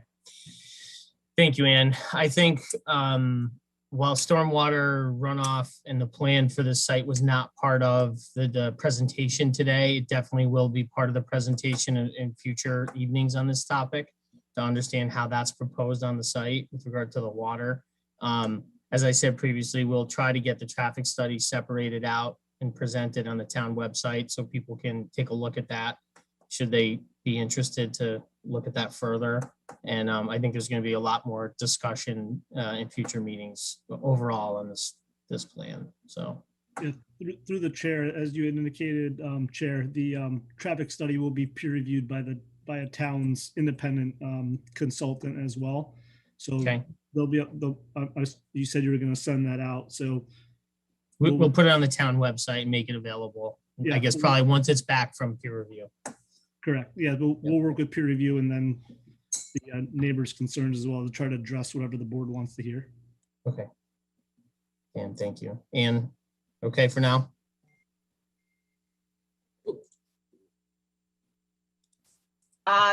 Yeah, pretty much. Okay. It's just an issue of also notifying the neighbors. I only found out about this at the last minute, as did a significant number of people who are in this today. So we didn't get any sort of abutting notification at all. Emma, could you speak to the notification of abutters, because that's standard for us? Yep, so all abutters within 300 feet were mailed a postcard, and I'd be happy to check our abutters list to see if you make the radius. And you can also contact the planning department to be added to a list of interested parties if you'd like to receive any future notifications on projects at this address. Okay. All right, thank you, Ann. All right, so it's 10:34. We're going to go until 10:45.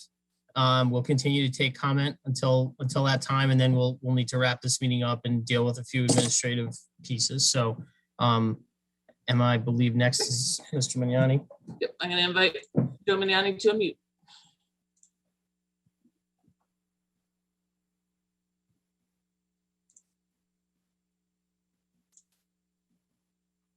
He's still on mute. You're still on mute, Joe. How's that better? Thank you. Good. Sorry about that. Thank you, Mr. Chair. Thank you, Emma, for letting me speak. I appreciate that. I enjoyed the presentation. I believe, I'm sorry, 2 Harper Lane, Ashland, Mass, my address. Current chair of the Board of Selectmen. I am a retired police officer. So I do have a few questions with respect to, and I don't want to belabor this, the traffic study. It's definitely skewed. It has to be, I think it needs to be redone, to be very honest with you, because I can assure you that we've had many traffic accidents on that road as you're coming down towards Wildwood Cemetery. There's been many accidents there because of the incline and the rate of speed. So adding that additional traffic to that location could cause an issue. So I hope that's brought into that as well, Mr. Dumas. I appreciate that. And one of the slides that you had on your presentation showed different locations, some in Framingham and some in Natick, where you folks have had, you were comparing your projects. And those locations are on Route 9. They're not residential areas. They're commercial locations. Even the Buckley, which I drive by there quite often where I go to my cardiologist, it's right there. And it's a beautiful building, but it's an old shopping center.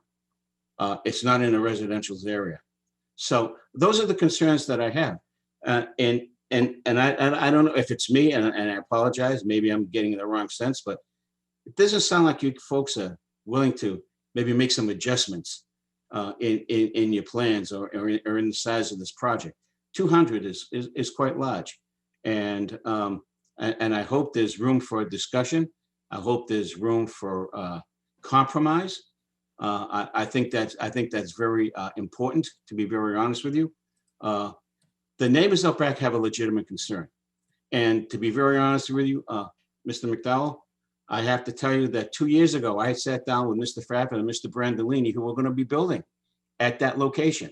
And they showed me designs and site plans. They had nothing to look like, absolutely nothing looking like the presentation that you provided today. Absolutely nothing. There were parks, there was walkways, there were paths, there was a lot of open space, nothing to what I can see today. But again, those were related to condos. This isn't condos. These are apartment units, and I understand that. So I don't know if there's something that could be worked out in some way, shape, or form. But those were the ideas that the folks that are in the back, that are living back there, were made aware of. Those were the designs that people thought were going to be building and finishing this complex, not this monstrosity of a building. And the Buckley building, where it's sitting right now, is a beautiful building. But I just don't think it's the right location for a similar building that size on Chestnut Street. That's my own personal view. It has nothing to do with the town. That's just me personally. But I would entertain sitting down and having a conversation with you all at some point in time. And I'm sure we probably will. And I would like to thank Mr. Chair for allowing me to speak as a resident. And I appreciate Anna's comments. I appreciate Trish's comments, and everybody else. And there was Matt, who was talking about the traffic study earlier and how it was skewed because it was done during the pandemic. That definitely needs to be redone again, as far as I'm concerned. So thank you. I appreciate that. And that's all I have to say for this evening. Thank you. Thank you, Joe. Thank you, Ms. McNally. I'm going to invite Deepak Bhagia to unmute. Hi, I'm Deepak Bhagia, and I live in 83 America Boulevard. So going back to the traffic study, I know we have tried to beat this to a dead horse, but I have two kids. One goes to Mendes and one goes to Ashland High. At 7:20 every day, it's packed all the way from Chestnut Street, like from America Boulevard, like we can't even enter, right? So if you're going to do a traffic study, I want you to do it at 7:20 in September on a school day, and at 8:20, that's when the high school traffic is. That's when we'll know what the real numbers are. That's my one point. My second point is the commercial space that we're talking about that Fairford never leased. The intention was never to lease for Fairford. I called Fairford in 2014 to ask if I can rent that space, and I never got any response from him. It was his purpose to keep those spaces just like it so he can build these buildings. So, I mean, that's the point. I remember having the conversation with him. The third point, the builder did a meeting yesterday with the residents. It was more of a fear meeting where he was trying to say, this is a done deal and there's nothing you guys can do. He gave us that impression. So I don't know when he's saying he's talking with the residents, I think it's one-way street. He's just trying to scare people. That's my comments. Mr. Chairman, with all due respect, we never made such a statement. Thank you, Roy. Thank you for your comments, Deepak. Emma, you have about 4 minutes left. Okay, I'm going to invite Stephen Morgan to make his comment.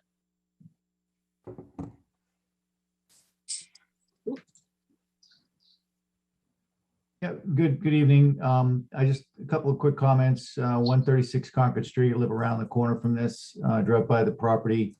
I've watched this project in town for some time. I would urge the board, as I heard some of the members indicate, that they enforce their covenants this is a site. This was developed as a district and a site.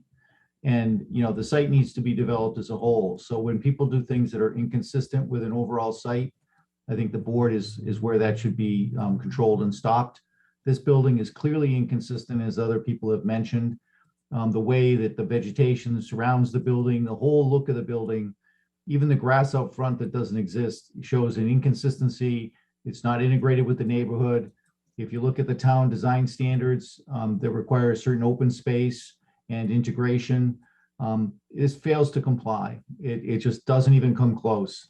It's too big. It's not integrated. It's not worked out as a neighborhood in the district. And that is clearly not what was intended years and years ago. And that's what's reflected in the covenant. And so I would urge the board to support the residents' concerns and to ensure that the design that's put forward, you know, supports the neighborhood and the district as a whole, not this one little piece of parcel. And then my final point, which is similar to one I made earlier today, is this is on a district border. Not only is there a covenant here, but this is in the edge of a district. And so all of these new things that are being put here need to be viewed in the entire context of the zoning, not just in the district. And so there are other noise and other concerns that the board should consider that aren't even being discussed. And I would just leave it there. Thank you. Thank you, Ms. Morgan. But Emma. Okay, I'm going to invite Megana to unmute. Yeah, hi. Yeah, so I also had concerns about the traffic data. Of course, people have talked about it. So this traffic consultant that presented his traffic data, does he represent the town in any way? Where did he, or was he hired by Baystone? He was hired by the applicant, by the developer, right? So he does not work for the town. Okay. So would we get, like, is there any way we could get access to the town's data, like the actual data? I mean, even if we don't have the data, we are residents here, so we know the traffic situation. Yeah. So once the study is, the study as prepared is being reviewed by the town, what's called peer review. Once that peer review is done, we'll have comments on the traffic study from basically the town's representatives and their review of that study. And we will make that available on the town website. Okay, thank you. And yeah, obviously, like, we are very, very concerned about the traffic, especially in the morning, and data before March 2020. And the builder just casually mentioned that the world has changed now, and you know, people are mostly working from home, but this is not going to be a permanent situation. People are not going to be working from home forever, and people have already started returning back to work. And those are my only comments tonight. Thank you. Okay, yeah, so thank you. I think we'll probably have our last speaker now, Emma. Yep, I'm going to ask Keith Ferguson to unmute. Oh, thank you. I'm last. Keith Ferguson. I live on Old Country Path. Wow, there's a lot of things I'd like to say, but I know we're pressed for time here. I'm not going to bring up the traffic study for the umpteenth time. I think we have beat that to death. I want to say one thing really quick. One is that climate change is real. One day I'm going to have to answer to my kids what I did when we overdeveloped and dug out and burned everything to death in the world that they get to inherit. And I need to say that I did something, and this is one of those things. So please, let's think about the water. We've had water restrictions every year for how many years? It's not going to get better. What are these people going to drink? We all need water. So let's think about that. And I want to ask one question if we do have the time. First, I want to thank the board. I know you're all volunteers. Thank you for putting your time in for the town. I think a lot of people don't know, and I count myself as one of them, what can the planning board actually do here? Can the board just say, no, we're not going to build anymore. We're not going to build any more buildings. The town's had enough. Is that something you can actually do? Yeah. So Megana, can you please mute yourself? Or Emma, can you please mute her? So Keith, I mean, I can answer that. If you want to continue, go ahead, but I can answer the question at a very, very high level for you. No, that's my point. I think whenever something is getting built around town, everyone's like, the town should stop this. The town should stop this. And I think if the town could stop these things, maybe they would stop some of them, but it seems it never does. So what can the town or the board, since this is who you are here, what can you actually do? I am curious to actually know. Thank you. Please answer.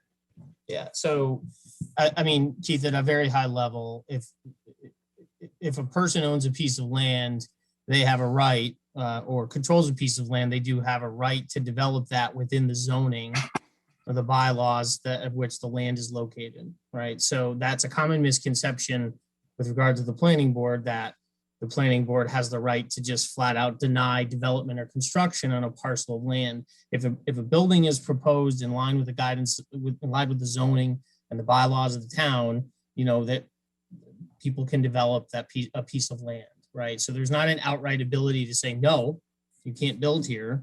And that's not part of what the planning board's power or ability is, right? We have to look at an application for development in light of the bylaws and what the applicant is requesting. So, you know, to go deeper into that, that's a deep pool, but if you have further questions, you could email the town planner. We could certainly provide a little bit more color and background there to learn more about what it all is. But at a very high level, that's the essence of it. So I hope that helps a little bit. I think with that, it's 10:48. I think we are going to end. We need to close this portion. We're not going to close this public hearing. We're going to continue this public hearing to a future meeting date and time. To the people who are still on the line with their hands raised, I apologize we did not get to you, but we're going to set the next meeting date and time for this, where there'd be an opportunity for public comment. So, Emma. So I think what we'd propose here, Emma, are you there? Yes, I'm here. All right. I think what we propose here is the 29th. We've continued the school to the 29th. What I think I would propose is potentially moving this to August 12th for our next discussion. And I would propose moving this to August 12th at, like, say 7:45. Does that jive with the calendar, Emma? Yes. Okay. And Tricia, the rest of the board, any concerns or thoughts on this? As long as it's remote, I'm out of town that day, but I can be present remote. Okay. No, that works for me. Okay. So I think the strategy here is we're reserving the 29th for the school discussion, and then that entire meeting we could cover a lot of ground and make a lot of progress on that topic. And then ideally see where we are and spend the majority of our time on the 12th of August on this topic. Mr. McDowell, would that work with you guys as well? Yes, sir, that would be fine. It'll give us an opportunity also between now and then to have more conversation with our neighbors. Cool. All right. I appreciate that. So can I yes, ask why you please. suggested 7:45? Truthfully, just thinking about, to the extent we need to clean up anything on the school or take a vote, or just depending on where we are, just a little bit of time. So that was my thinking. I know we have some smaller issues hanging out there as well that might need to be addressed at some point. So, okay. Yeah. Okay. Fair enough. Yep. So I'd entertain a motion. So 1 second, let me screw myself up here. So we'd entertain a motion to continue the public hearing for 100 Chestnut Street special permit and site plan review to Thursday, August 12th, 2021 at 7:45 p.m. So moved. Second that. So a roll call vote, please. Lakshmi Krishnan, aye. Deepa Venkatag. Anna Tesmanitsky, aye. Trisha Kendall, aye. Joe Rubertone, aye. The motion to continue passes 5-0-0. Mr. McDowell, and to all of the people here for the applicants, thank you for your time and your attendance here tonight and your presentation, and we will see you on August 12th. Thank you very much. Thank you all for your time. Thank you. Okay.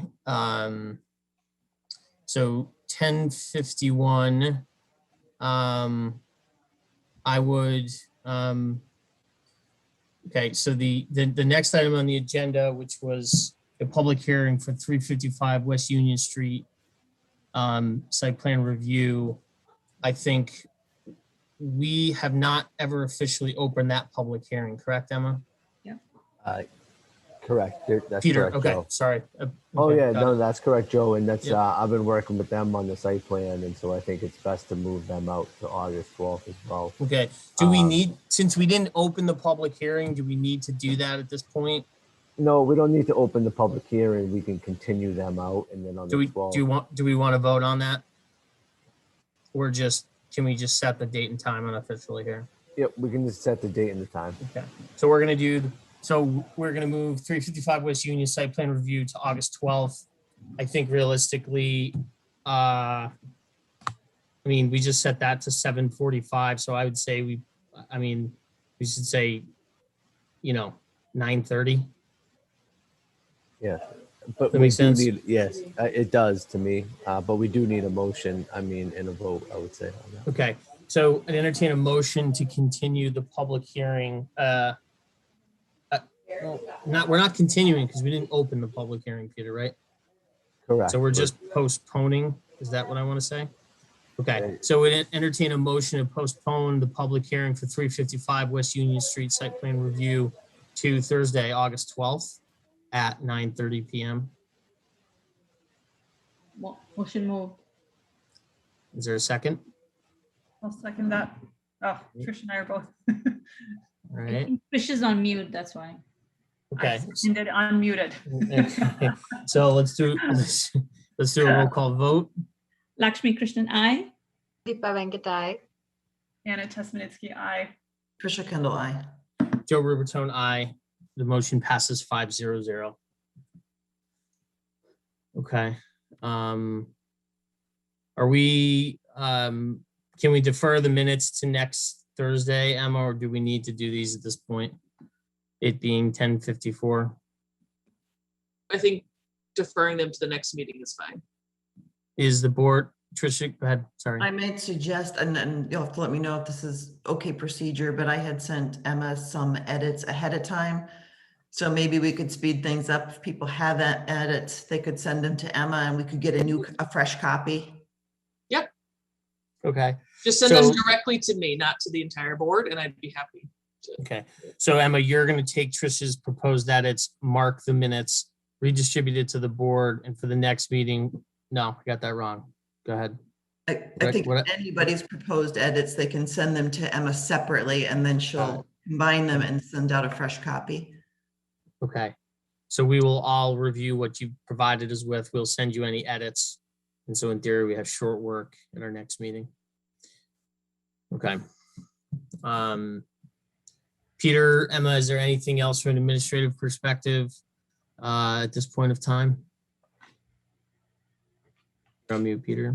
I'm sorry, but no, I'm all set. I just want to thank Adam Costa for being here tonight, and as we start to wade through the application for 100 Chestnut Street. But at this point, no, I don't have any administrative matters to update the board on, and I can do that next week when I'm fully back in the office. Okay, Adam, we thank you for being here. Thank you for your support and your presence as always. Sure, and we'll be sure to have either myself or Lisa present at your continuation on the 12th. Excellent, thank you. All right, so who's gonna make a motion to adjourn this party train coming into the station? Since I am not muted, I will make a motion to adjourn at 10:55 p.m. We have a second? A second that. All right, roll call vote. Lakshmi Krishnan, I. Deepa Venkatai. Anna Tesmanitsky, aye. Trisha Kendall, I. Joe Rubertone, aye. The motion passes. Thank you and good night all. Good night, everyone. Good night, everybody.